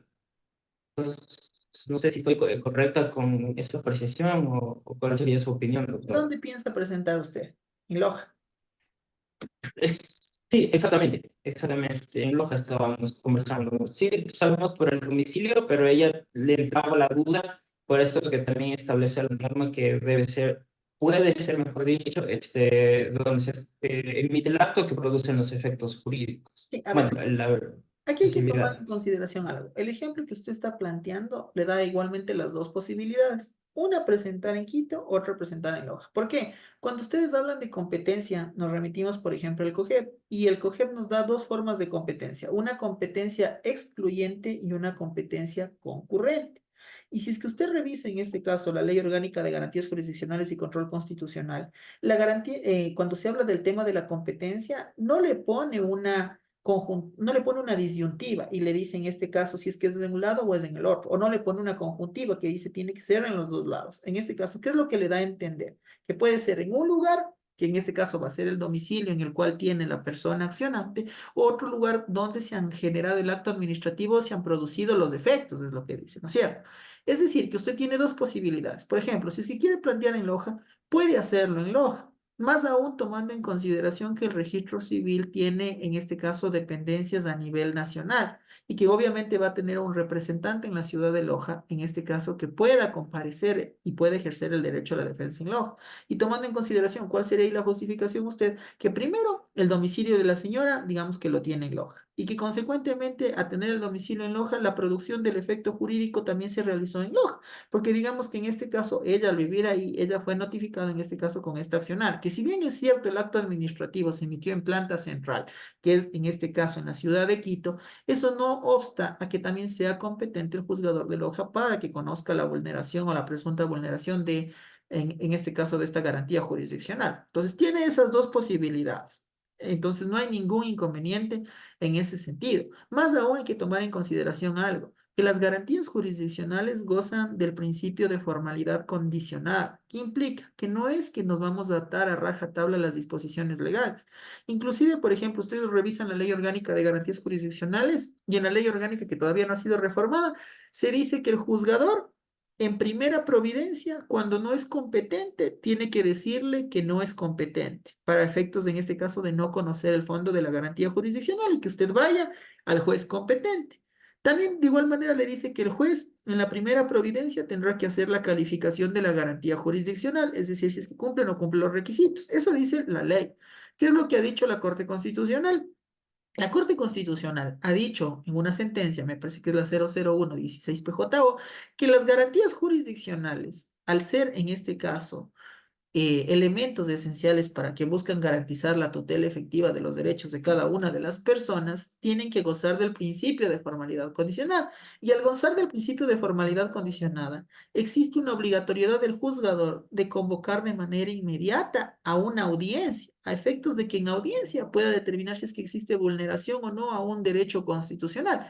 Tal es así que, por ejemplo, calidad de juez, si es que usted me presenta una acción de protección y yo leo la acción de protección, digo, creo que el doctor no cumple con los requisitos para plantear acción de protección, le voy a negar la audiencia en la primera prueba. No puede. Yo tengo que escucharle a usted en audiencia y luego de la audiencia determinar si es que procede o no procede la acción de protección. Y es más aún, hay que tomar en consideración que si inclusive, y existe que a veces hay abogados que van a plantear las garantías jurisdiccionales, no conocen bien del tema, el juez tiene la obligatoriedad de al llevar a cabo el desarrollo de la audiencia, identificar si es que realmente hay o no violación de un derecho constitucional. Esto es algo que usted no puede hacer en otras materias. Por ejemplo, yo en calidad de juez penal, en la audiencia penal, si es que yo creo que al señor que le están procesando es inocente, yo no le voy a declarar, en este caso de manera inmediata, inocente yo mismo preguntando, yo mismo haciendo la labor del defensor público, ¿no es cierto? No puedo, pero eso sí puedo hacer en una garantía jurisdiccional. Yo en la garantía jurisdiccional, cuando yo quiera dentro de la audiencia, puedo interrumpir y puedo decir, a ver, yo tengo preguntas. Usted ha dicho que se ha violentado este derecho. ¿Me puede describir qué es lo que sucedió respecto a este punto? ¿Eso puedo hacer en materia constitucional? Puedo hacer, pero en materia penal usted no puede hacer porque es restringida, porque ahí usted está rompiendo la imparcialidad. Acá, en cambio, es diferente. Inclusive, usted tiene la posibilidad de solicitar prueba para mejor resolver, que eso le dice el 86. Indica que, por ejemplo, terminan todas las intervenciones y a mí todavía me quedaron dudas. Y a mí, yo considero que ustedes debieron presentar una prueba fundamental, que es un informe en el que me describa cómo sucedió tal situación. ¿Puedo pedir? Puedo pedir. Intente hacer eso en otra materia, no puede, porque van a decir que el juez está parcializado, que el juez está a favor de uno y en contra del otro. Pero en garantías jurisdiccionales es totalmente distinto. Usted puede hacer eso sin ningún inconveniente. Entonces, revísele bien, incluso como le digo, el tema de competencias concurrentes y excluyentes. Aquí, revísele la Ley Orgánica de Garantías Jurisdiccionales, le pone una disposición que dice y, en este caso, no le dice o. Entonces hay que verificar aquello, pero puede presentar en cualquiera de los dos lados. Ya, doctor, listo, muchas gracias. De nada. ¿Alguna otra pregunta? No. Doctor, Dígame. solamente se me quedó todavía la duda del tema del KIPUX, si es un medio oficial de notificación. Si es un medio, podría entenderse como un medio oficial de comunicación, en este caso entre instituciones, y eso me olvidaba. Pero como usted mismo lo ha señalado, no todas las instituciones dentro de la administración pública manejan equipos. Por ejemplo, usted se va al municipio. Yo le digo, el municipio de Quito maneja un sistema que se llama Citra, que es parecidísimo al Kipux, pero es diferente. Usted va al Consejo de la Judicatura, el Consejo de la Judicatura no maneja equipos. El Consejo de la Judicatura tiene otro sistema aparte para recibir notificaciones. Usted se va a alguna, no sé, alguna otra institución pública, no es que esa otra institución pública maneja también el KIPUS. Entonces, ¿es un medio de comunicación entre instituciones? Sí, no hay ningún inconveniente. Y por ejemplo, incluso cuando usted presenta un requerimiento ciudadano, a usted le llega un correo y le dicen su requerimiento ha sido atendido, por favor, esta es su clave provisional, ingrese y verifique en el KIPUS lo que le ha llegado. Ya, perfecto, puede ingresar, revisar y tiene usted la confirmación de la recepción. Pero es de esa notificación de ese documento que es discutible, es debatible, sí, pero en este caso, ¿qué sucede? Si es que, por ejemplo, yo trabajé alguna vez en una institución pública y tenía equipos, y después, cuando salí de esa institución pública, obviamente ya pedí el cierre del equipos, me tenían que haber desactivado el equipos, y resulta que la institución pública me quiere notificar después de 2 o 3 meses que yo salí, y me notifican, dicen, no, pues el doctor ya tenía abierta cuenta de equipos, notifiquemos el equipos personal, y mandan la notificación al equipos personal. ¿Es válido o no? Yo le diría que es debatible. Porque yo lo que le voy a decir, sí, yo tenía un Kipux, pero yo tenía un Kipux cuando yo estaba como servidor público. Ahora yo ya no soy un servidor público. Yo no tengo la obligatoriedad de estar revisando el Kipux. Y segundo, yo en ninguna parte he autorizado que para las notificaciones posteriores usted me haga llegar las notificaciones al Kipux. Entonces, sí es debatible, sí puede ser discutible en una acción de protección. Y depende cómo usted le plantea, porque también hay que tomar en consideración que esto también puede ser utilizado como argucia de nosotros los abogados, porque nosotros, a ver, no está notificado en legal y debida forma, no comparezca. Esperemos y al final comparecemos y tumbamos todo el proceso. Y pueda que le resulte, no le digo que no, y no le digo que esté mal. Ya depende del caso en concreto y cuál es la estrategia que nosotros planteamos, porque es lo que yo alguna vez comentaba. Créanme que uno a veces se muere de iras, como yo les digo como juez, cuando por ejemplo a mí me piden diferimiento de audiencia, etcétera, etcétera. Pero uno también tiene que entender que todos esos temas son medios de defensa de la persona. Entonces yo no puedo estar negando simplemente porque yo no quiero, sino que simplemente yo tengo que ser y valorar de manera objetiva cuándo sí realmente procede una determinada actuación y cuándo no procede otra determinada actuación. Y en relación a eso, velar en este caso el cumplimiento de las disposiciones legales que me da el marco constitucional y el marco legal. Entonces, hay que entender todos esos elementos y hay que entender los diferentes escenarios, porque, por ejemplo, el día de mañana yo le contrato al doctor Francois para que me defienda en un determinado proceso. Y él me dice, a ver, como estrategia, doctor, lo que vamos a hacer es, vamos a alegar que usted no le notificaron. Vamos a comparecer al final y al final vamos a pedir la nulidad de todo el acto administrativo.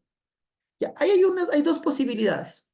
Una posibilidad es que realmente en este caso resulte lo que el doctor Francois me está proponiendo y realmente podamos dictar la nulidad. O la otra es que realmente logre la administración pública validar todas las actuaciones y realmente yo me quedé sin la posibilidad de practicar, en este caso, mi prueba. Entonces, hay que valorar objetivamente si es que conviene el un escenario o conviene el otro escenario, porque si no puede ser que la estrategia del doctor Francois me diga, ¿sabe qué, doctor? Comparezcamos nomás.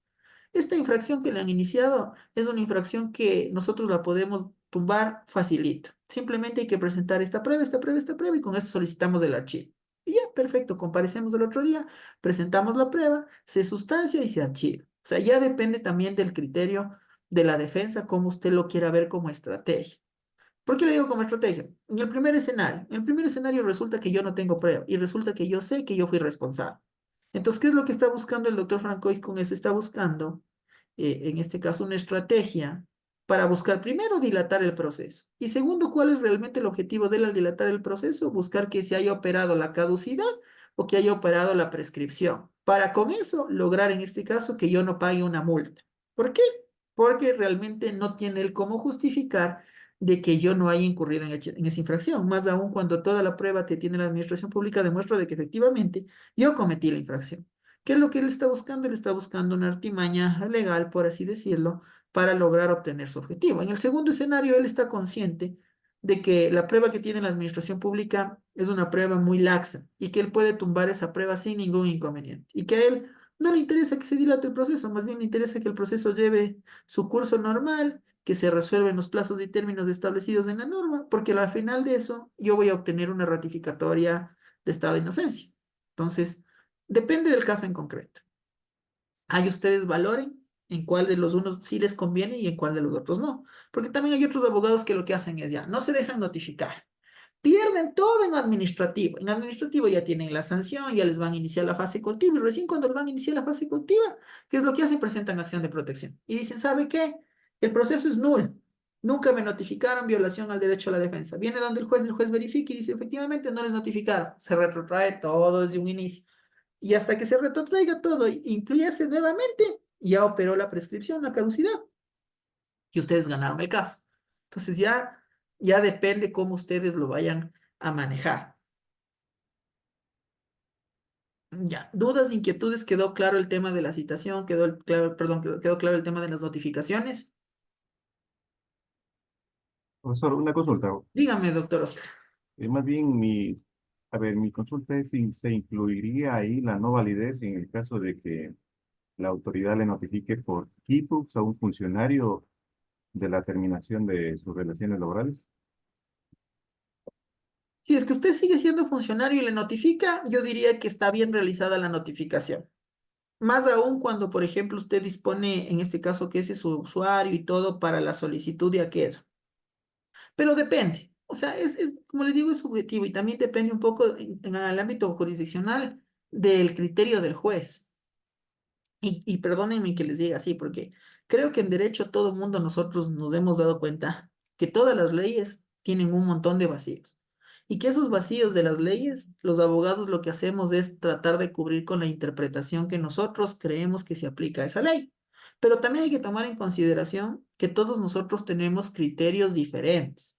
Y en relación de esos criterios diferentes, ustedes bien van dándose cuenta de la mecánica que se aplica en los diferentes tribunales, cortes, incluso dentro de la misma Corte Nacional. Y es chistoso porque, por ejemplo, ustedes vienen a litigar en Quito y tienen un determinado criterio de cómo se llevan ciertas actuaciones.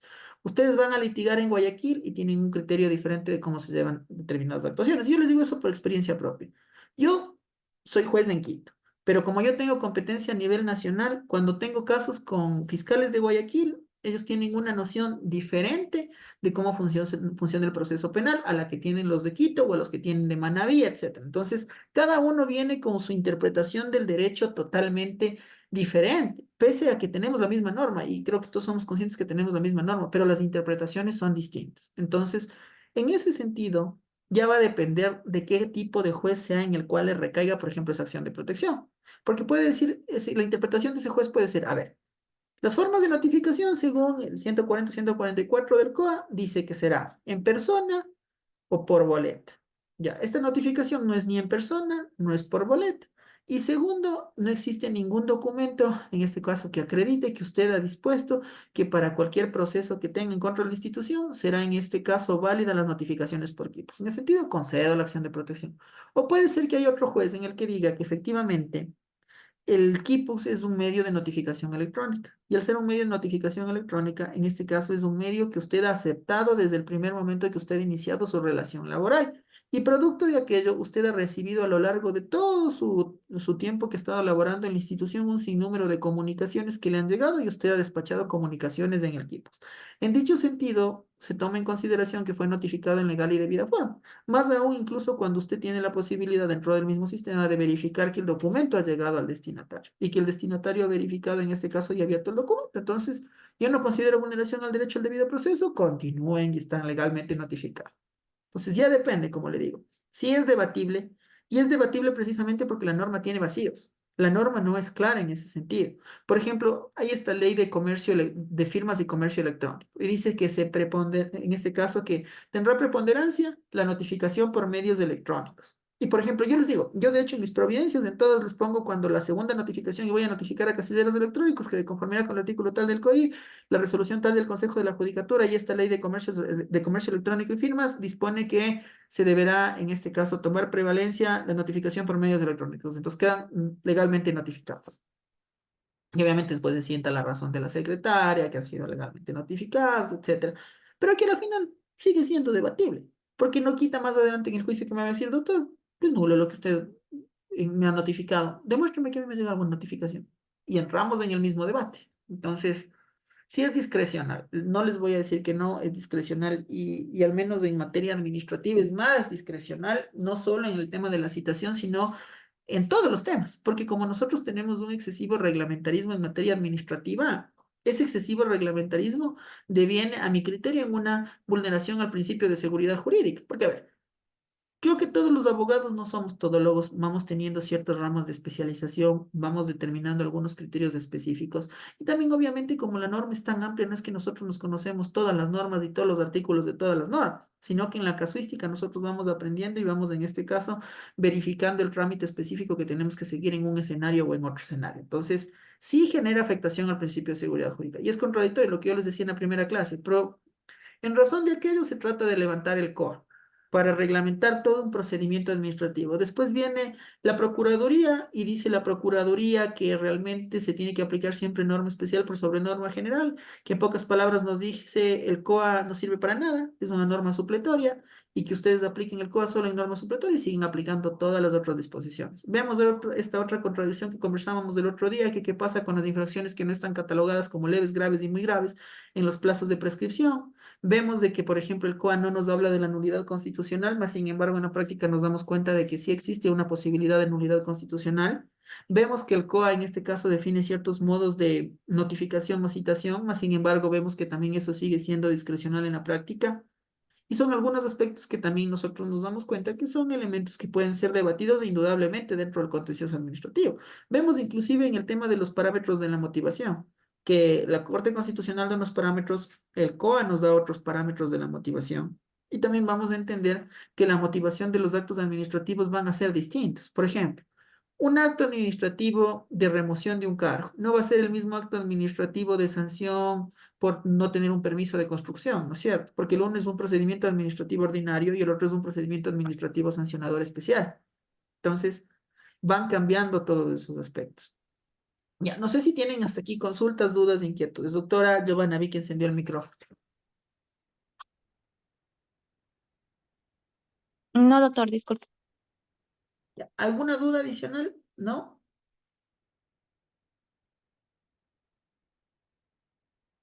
No, perfecto. A ver, quiero que vayan quedando claro todos estos conceptos, porque dentro de la mecánica del examen que vamos a dar al final, que me va a poner de acuerdo con la doctora, ustedes han visto algunos casos que están subidos dentro de la plataforma.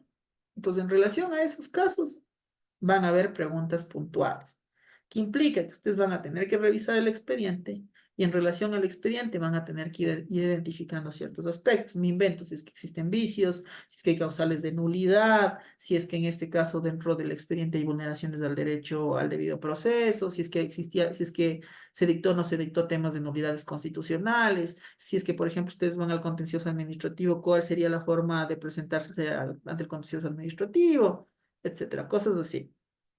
Tenemos todavía algunos días de clase, entonces, básicamente yo quiero cerrar, estoy hablando de derecho administrativo en general. Al tema del procedimiento contencioso administrativo, todavía no estoy entrando de forma puntual, porque básicamente esa es una mecánica. No les voy a enseñar cuál es el contenido, por ejemplo, de los requisitos para la presentación de la demanda, porque eso es sabido que todo el mundo ya los conoce y basta solo en remitirnos al COGEP para saber cuáles son las generales de ley, cuáles son los tiempos de interposición y obviamente la sustanciación. Pero sí me voy a dedicar, en este caso, al final, en unas horas, para poder conocer en síntesis del procedimiento, la mecánica, lo que se observa dentro de un contencioso administrativo. Pero sí es necesario que nosotros tengamos en claro todos estos elementos en sede administrativa y en general dentro del derecho administrativo, porque esto es lo que ustedes van a llegar a alegar a los contenciosos, esto es lo que ustedes van a llegar a alegar en una acción de protección. Y por eso yo les decía en nuestras primeras clases que existe una línea muy fina para nosotros poder identificar cuándo nos encontramos con cuestiones de mera legalidad y cuándo nosotros nos encontramos sí con cuestiones constitucionales que ameritan una acción de protección. Claro, hasta aquí, ¿no hay dudas? Ya, vamos con otra consulta. Algunos compañeros nos hablaban dentro del COESCOP, ¿no es cierto? El COESCOP tiene un proceso de sumario disciplinario y hay que tomar en consideración la siguiente contradicción. En el COESCOP tienen o no la posibilidad del recurso de revisión.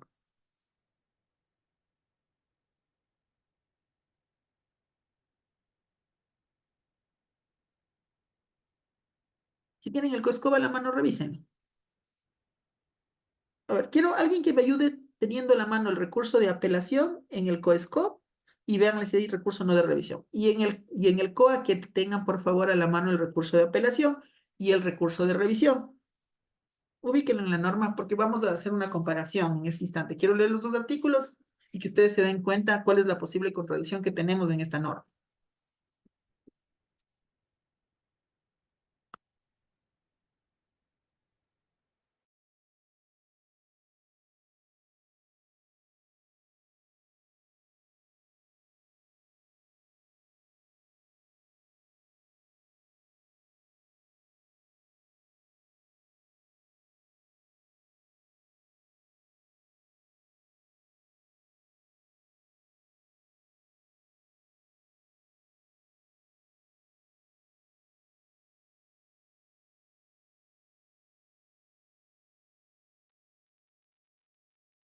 Doctor, de lo que revisé en el COESCOP no se encuentra estipulado el recurso extraordinario de revisión. Sin embargo, justo menciona que para conocer el recurso de apelación de revisión tiene el ministro en el artículo de... a ver, pero yo revisando no hay, digamos, en qué términos se puede presentar el recurso de revisión.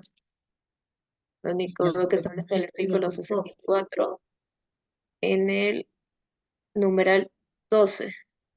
Es la última instancia, el recurso de apelación, recurso extraordinario de revisión, pero más no en el COESCOP establece cómo se debe presentar el recurso de revisión, extraordinaria de revisión, no como el COA que te establece por causales, qué tipo de causal es la que está incurriendo para poderlo presentar. Porque como se menciona es extraordinario, más no que se puede aplicar como un tema de impugnación como la apelación, por lo que no se está de acuerdo con el acto emitido. Perfecto, eso dice en el COESCOP, ¿no es cierto? Que no, o sea, nos habla del recurso extraordinario de revisión, pero no nos establece las causales, las normas ni la forma. Ya. Vamos ahora al de apelación, doctora. Disculpen, ¿qué tiempo hay que interponer la apelación en el COESCOP? 5 días, doctor. Ya, perfecto. ¿Quién tiene a la mano ahora el COA? ¿En cuántos días se interpone la apelación en el COA? El término de 10 días. Consulta, ¿cuál de los dos aplico? Doctor, en la policía se manejan por lo que es el 168 de la Constitución. Dice que son Más normas favorable. especiales y se interpreta lo del COESCOP. Y los requisitos de la apelación en el Ministerio del Interior se maneja de lo que es del 220 del COA. Eso se tiene que cumplir. Ya, perfecto. Entonces dan a entender que norma supletoria se aplica el COA, en este caso para el no dispuesto dentro del COESCOP, ¿no es cierto? ¿Por qué? Porque se entiende que el COESCOP es en este caso la norma principal por la especialidad. Ya. La consulta es la siguiente. ¿Qué es más beneficioso? ¿Que usted tenga 10 días o 5 días? 10. ¿No es cierto? 10 días. Entonces, bajo ese criterio, se debería entender, y viene esta dinámica. ¿Qué pasa si es que yo le interpongo un recurso de apelación al día 6? Usted me niega, porque usted me va a decir, usted tenía 5 días para presentar el recurso, eso dice el artículo tal del COESCO. Y yo le alego y le digo, ¿sabe qué? Usted me está diciendo, en este caso, que el COESCO es la norma que se tiene que aplicar. Pero el COA también es una norma en la cual, si usted revisa las disposiciones derogatorias, dice que todo lo referente a los recursos se encuentran derogados y que la única norma que sustanciará recursos es el COA. Entonces, ¿por qué usted me quiere aplicar una norma derogada? ¿Es o no debatible y analizable ese argumento? Doctor, en la policía se suelen basar bastante en lo que es el tema del reglamento del COESCOP. Ahí pues, suelen suplir algunos vacíos de que están en el COA. Entonces, por lo general, siempre la alegación que se utilizan o se mandan ellos siempre en todo procedimiento, sea notificaciones o incluso dentro de las audiencias, se van por el 168 de la Constitución que les ampara, de acuerdo que es una norma especial, porque siempre uno hace alegaciones de acuerdo al COA, de acuerdo incluso a la jurisprudencia de la Corte Constitucional relativa al debido proceso, algunas situaciones, y dicen, no, el 168 de la Constitución nos ampara que la policía tiene sus normas y procedimientos propios y pues, se van por el tema del principio de la especialidad y ese es Acogen el criterio el de la comodín. Procuraduría. Es el comodín que ellos tienen para poder subsanar, según ellos, cualquier cosa. Y a la final, como les comentaba en otro tema, cuando uno apela ante el Ministerio del Interior, ellos prácticamente no hacen caso a las alegaciones que uno hace, simplemente acogen los criterios del informe jurídico que piden al componente de la asesoría jurídica zonal o subzonal, dependiendo de cuál corresponda, y le niegan la apelación. En el mejor de los ni siquiera le dan contestación. Dejan que caduque el tiempo para que puedan resolver. O sea, que fenezca el término. Sí, o sea, eso también, como les digo, es bastante debatible, pero a lo que yo voy, ¿cuál salió primero? Me parece que primero se publicó el COESCOP, ¿no es cierto? Y después salió el COA. ¿O cuál salió primero y cuál segundo? Revisen en las fechas si es que tienen a la mano. ¿Cuándo se publicó el COESCOP y cuándo se publicó el COA? Y tomen en consideración la vacatio legis del COA, que es de un año. No sé si el COESCOP tenía vacatio legis. El 21 de junio del 2017, El el COESCOP. COESCOP. Ya, entonces salió después del COA. Entonces se entendería que el COA derogó los recursos del COESCOP, porque vamos a las disposiciones derogatorias. Léale, por favor, la Claro. disposición derogatoria de los recursos, doctora. Ya, deróguese todas las disposiciones concernientes al procedimiento administrativo sancionador, recurso en vía administrativa, caducidad de las competencias y del procedimiento y la prescripción de las sanciones que se han venido aplicando. Ya. ¿Está o no está derogado los recursos del COESCOP? Sí, Estaría. sí, sí. Entonces, si es que yo le planteo en el día 6 y usted me inadmite un recurso, usted me está trabajando con norma derogada. Gracias, está violentando el debido ¿Sí, proceso. sí o no? Y eso, hay un montón de casos que presentan así. Y yo no sé si no han revisado la norma, si no han ido simplemente a leer la disposición del un lado y el otro lado, porque es clarísimo. O sea, ¿dónde? Es una disposición derogatoria general.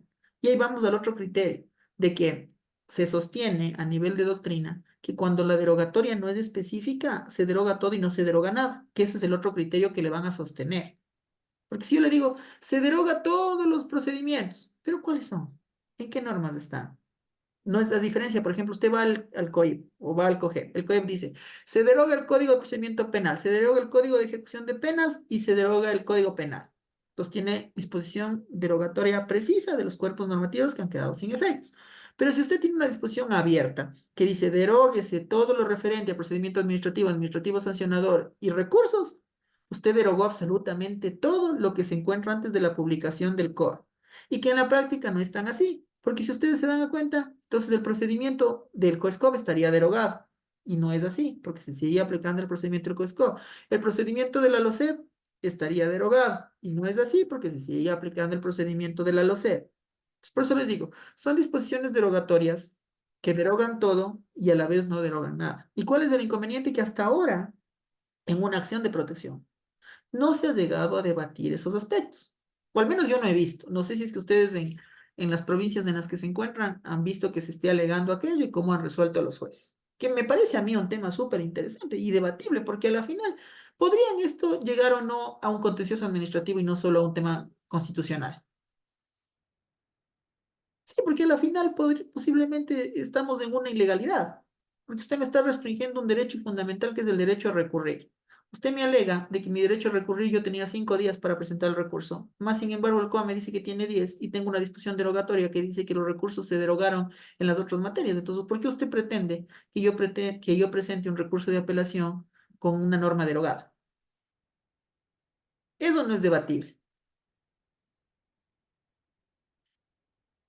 Y vamos al siguiente aspecto. Recurso extraordinario de revisión. El COESCOP dice que sí habrá revisión, no establece la forma. ¿Y por qué ahí sí aplica el COA?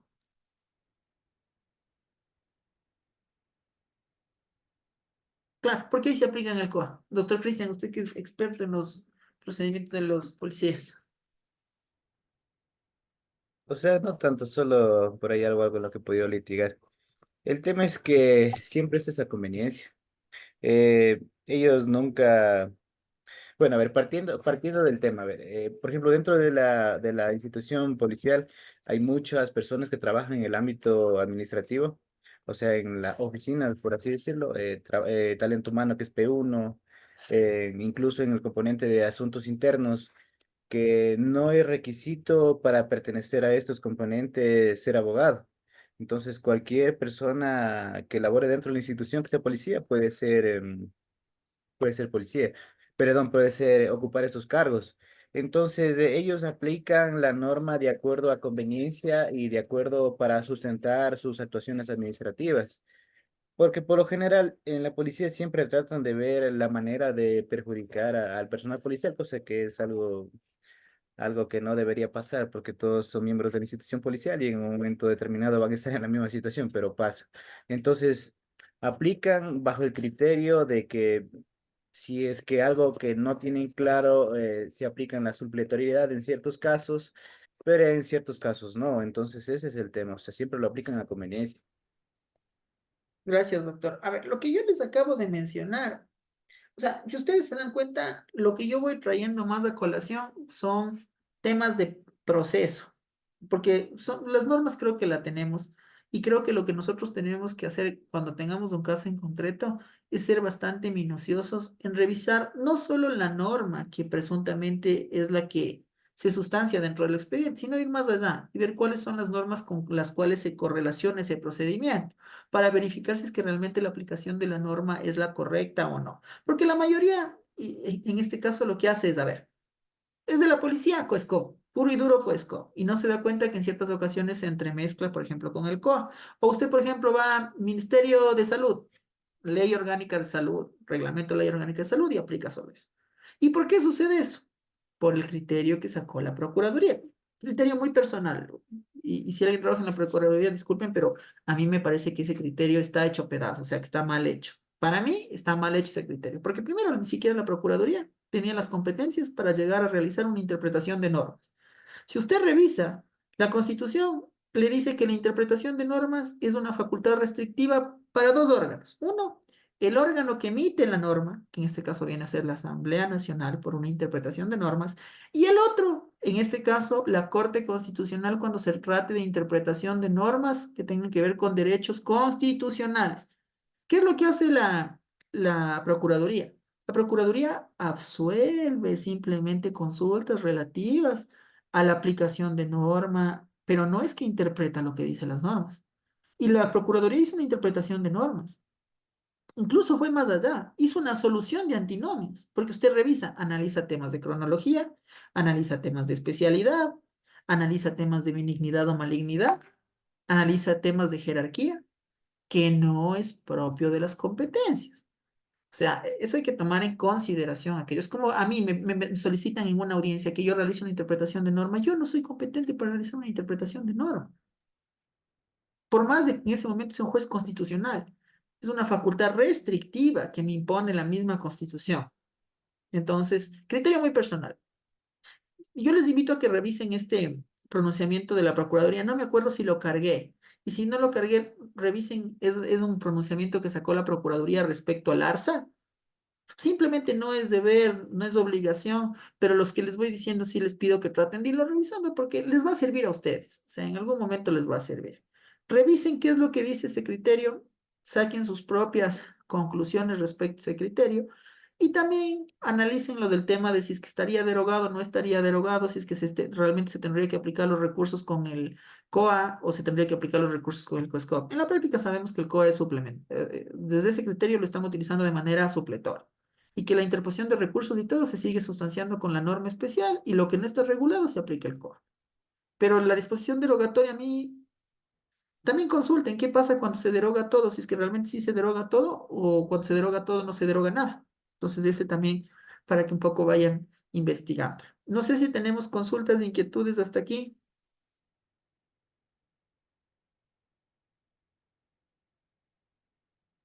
Doctor, ay, perdón, buscando la Doctora mano. Diana y doctora Ivana. Sí, doctor, a mí me queda solamente la duda. Entonces, eh, ¿está derogado o no lo del COESCO? Porque, como usted dice, el COA es supletorio, pero o sea, vino como a derogar a las otras leyes que estaban funcionando antes de que en 2018 se empiece a utilizar el COA. Entonces, ¿cómo es una derogación expresa o es tácita? O no entiendo. ¿Y qué partes son las que se derogaron? ¿Solo la parte de los recursos? Es que yo no tengo mucho conocimiento del área administrativa, entonces no entiendo mucho eso. O sea, la pregunta que usted nos hace, creo que es la pregunta del millón, doctora, porque a ciencia cierta, en la actualidad, nadie sabe realmente qué es lo que derogó el COA. Porque, salvo las disposiciones textuales, por ejemplo, usted va a algunas disposiciones textuales y dice, deróguese la Ley de Modernización del Estado, deróguese el ERJAFE, deróguese el COTAD en los artículos tales y tales. Pero hay estas dos disposiciones que son abiertas y generales que dice, deróguese todos los procedimientos administrativos sancionadores y deróguese todos los recursos. Y en la práctica no están derogados ni los sancionadores ni los recursos, porque seguimos viendo que con otras normas se sigue aplicando los procedimientos sancionadores y los recursos contemplados en otra norma. Pero hay que tomar en consideración, si es que dice que se derogue todo lo relativo a los recursos, ¿por qué, por ejemplo, en el ERJAFE sí se derogó el recurso de reposición? Usted en la actualidad ya no tiene recurso de reposición, pero ¿por qué en las otras normas sigue teniendo recurso de apelación, extraordinaria revisión con términos totalmente diferentes? Y si es que, por ejemplo, hacemos una interpretación sistemática pro derechos, en este caso de los administrados, yo creo que es más favorable que usted me dé 10 días a que usted me dé 5 días para la interposición de un recurso. Entonces, este es un tema que no se encuentra todavía definido. Como les digo, o sea, es un planteamiento que yo me he hecho al revisar las normas y que es un planteamiento que lo converso con ustedes en clase y con algunos de mis estudiantes, pero en la práctica yo no he visto judicialmente, yo no sé si no se han dado cuenta los abogados lo que es lo que ha pasado, pero yo no he visto acciones de inconstitucionalidad por este tema todavía presentadas. En acciones de protección, hasta mí, hasta ahora, nunca me han llegado a debatir esto. No, por eso les consulto, si es que en otras provincias se está manejando. No, vamos por el criterio general de las normas derogatorias. Se entiende que la norma actual deroga la anterior, ¿no es cierto? Y por principio de seguridad jurídica, la norma que entra en vigencia deja sin efecto la anterior. Ya. Pero también hay que tomar en consideración que en ciertas materias nosotros nos vamos a encontrar con la aplicación del principio de ultraactividad, ¿no es cierto? Es decir, que ciertas normas, pese a estar derogadas, deben persistir en el tiempo. Pero también nos vamos a encontrar con otras disposiciones que este principio de ultraactividad lo que afecta es el principio de seguridad jurídica. ¿Por qué? Porque usted no sabe si es que tengo que aplicar la norma anterior o tengo que aplicar la norma actual. Y por lo general, las disposiciones, en este caso nuevas emitidas, las disposiciones rigen para lo futuro, ¿no es cierto? No rigen para lo anterior. Salvo que usted establezca un régimen de transición, que también existe la posibilidad. Usted, por ejemplo, va al COA, perdón, va al COIP, el COIP decía que todos los procedimientos que se encuentren sustanciando con Código Procesal Penal y con el Código Procesal Penal terminarán con el Código Procesal Penal y el Código Penal. Lo mismo decía cuando entró en vigencia el COGEB. Todos los procedimientos iniciados con anterioridad con el Código Procedimiento Civil terminarán con el Código Procedimiento Civil. Pero en el COA, lo único que habla es lo de la caducidad que conversamos, que decía, los procedimientos iniciados con la norma anterior tendrán 6 meses hasta que, en este caso, opere la caducidad. Y si es que operó la caducidad, tendrán que ser sustanciadas con la norma nueva. Y ahí veíamos otro vacío. ¿Cuál era el vacío? Que el legislador había confundido la fecha de publicación en el registro oficial con la fecha de entrada en vigencia y dejó un limbo de 6 meses sin saber cuál de las dos normas aplicábamos. Y que en la práctica lo que hicieron es seguir sustanciando con la norma anterior. Así lo solventaron. Dijeron que ese era el espíritu del legislador, que también viene a ser un poco forzado, porque yo como funcionario público, ¿cómo vas a saber cuál es el espíritu del legislador? Más aún cuando yo no tengo criterio para realizar la interpretación de norma. Esa interpretación le corresponde al mismo órgano, decir, ¿sabe qué? Si nos equivocamos. O le corresponde a la Corte Constitucional decir, sí, la interpretación correcta es de esta forma. O por último, le corresponde hasta la Corte Nacional de Justicia, porque la Corte Nacional de Justicia en su artículo 180.6 del Código Orgánico de la Función Judicial le da la posibilidad de realizar interpretación de normas. Y ahí, por ejemplo, ustedes se han dado cuenta de lo que la la Corte Nacional sacó recién, una interpretación respecto al domicilio de los servidores judiciales, el problema que tenían con el 101, sacó una resolución sobre el tema de la posibilidad de la utilización de las armas en procesos de comiso, sacó la resolución del abreviado, que ahora también entra en consideración si se aplica o no se aplica, pero bueno, eso es otro tema de análisis para una maestría de penal. Entonces, ese es el inconveniente. Si es que está derogado o no está derogado. Yo sostengo más del criterio de que las disposiciones generales y abiertas que tratan de derogar todo no derogan nada. Y es por eso que en la actualidad siguen vigentes. Pero conversen un poco en ese tema, vayan sacando sus propias conclusiones.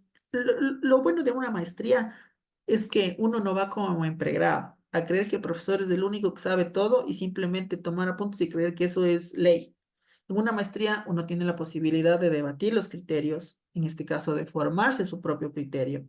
Y eso es al menos lo que yo trato en todas mis clases. Yo no les impongo, yo no les digo, ¿sabe qué, doctora? Para el examen, si usted no me pone que es así, cero. O sea, yo por lo general mis exámenes son de argumentación. Entonces, si es que usted me da una respuesta diferente a la que yo creo, pero está argumentada, le voy a poner bien, le voy a poner buena nota. Pero usted me pone, no es así porque no es así, punto, obviamente está mal. Entonces, eso para que lo tengan en consideración. Ya, alguien más tenía una pregunta, la doctora Ivana creo que era. Sí, doctor. La mía, la consulta es como ahorita estamos, creo que ya concluyendo la unidad uno, la evaluación que queda para la siguiente semana o para qué fecha nos aperturarían. Eso más solo para tener. Mira, voy a conversar con la doctora Isabel, porque ella prácticamente es la que maneja lo del tema del aula virtual. Entonces voy a preguntarle porque ella es la que construyó el aula virtual, ella es la que asignó las fechas dentro del aula virtual, pero entiendo que si es que ella ya puso fechas establecidas, se tiene que cumplir en la fecha establecida. Pero con todo yo le voy a consultar. Y más bien ahí. Sí, es que justo la evaluación no tenemos fecha, por eso le consultaba más. Lo que estaba establecido hasta el día de mañana son la desentrega de los 3 deberes de la unidad uno, pero no, todavía no teníamos el tema de la evaluación, Ya, entonces porque yo me por lo voy a poner general. de acuerdo con la doctora, porque tengo que, para ver cuándo les tomaría la evaluación. Entonces, como les digo, la evaluación va a ser de todo lo que hemos conversado. O sea, no me voy a inventar nada más de aquello. Y por lo regular, creo que están subidos dos casos. Será el primer caso en el cual yo haré preguntas puntuales respecto a ese caso y ustedes tendrán que responder esas preguntas puntuales. No me conviene mucho hacer preguntas de opción múltiple, creería que no, porque a ver, seamos sinceros, estamos en una modalidad online. ¿De qué me sirve? Más me demoro yo haciendo las preguntas de opción múltiple que ustedes consultándose entre todos las respuestas o verificando en internet. Entonces, yo creo que lo que más me resulta ahí es ver cuál es el criterio de cada uno de ustedes en relación a los casos en concreto. Entonces, creo que es más productivo para todos. Yo sé que el sacrificado a la final soy yo porque yo voy a tener que leer todos los trabajos y demorarme más tiempo que si es opción múltiple y hacer las respuestas, poner directamente la nota, pero en todo caso, lo voy a conversar con la doctora en esta semana para ver cómo va a hacer la evaluación. Doctor Cristian y doctora Giovanna. Sí, doctor. Bueno, en respecto de la evaluación, nosotros tenemos un sistema que nos supervisa y no hay cómo hacer nada más que estar dentro de la plataforma. Me genera un poco de inquietud el tiempo que nos daría, porque si es que es de desarrollo nos tomaría mucho más tiempo que algo que sea de selección múltiple o de verdadero y falso, porque más que todo sería el tiempo, porque se demora uno mucho más desarrollando o argumentando que seleccionando. Sobre todo sería consultar cuánto es el tiempo. Eso por un lado, doctor. Y por otro lado, tengo una duda respecto de la tarea la tarea 3, que es la tarea autónoma. Hay un texto que se llama Mecanismos de Activación de la Justicia Contencioso Administrativa, que es de la doctora Elena Durán, pero le estaba revisando en los documentos que están cargados en el Drive. No encuentro ese documento como tal. Hay otro de la doctora Elena, pero habla de otro tema. Entonces, esa además que todo era mi duda de dónde podemos conseguir ese texto para poder hacer esa tarea. Sí, verá, debe ser el otro texto que está cargado. Como le digo, yo voy a conversar con la doctora María Isabel porque ella es la que maneja el aula virtual. O sea, en la modalidad a mí que me explicaron que simplemente ella se encarga de la construcción de las aulas virtuales y todo ese tema y yo voy más a la clase presencial que estamos teniendo el día de hoy. Entonces, voy a consultarle porque yo le mandé algunos textos y en relación a esos textos y al sílabo que la doctora lo construyó, se armó las aulas virtuales y ella misma puso el cronograma de las actividades y todo. Entonces, voy a conversar con la doctora para absolver esa inquietud. Y sobre Entonces, todo el tema del texto, porque sin el texto, ¿cómo podemos hacer la tarea? sí, Bueno, al menos sí, yo le busqué en hay tres carpetas exactamente que dice bibliografía, perdón, instrumentos complementaria y básica, y le he revisado las tres carpetas y no está ese texto, doctor.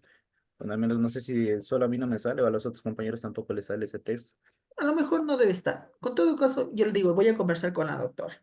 Porque como ella es la que diseñó el aula virtual para ver cuál es el texto que asignó a esa actividad, porque simplemente nosotros trabajamos con el sílabo que ya quedó aprobado, pero la construcción del aula la hizo la doctora. Yo voy a conversar con ella esta semana. Doctora Giovanna, doctora Ivana y doctor Francois.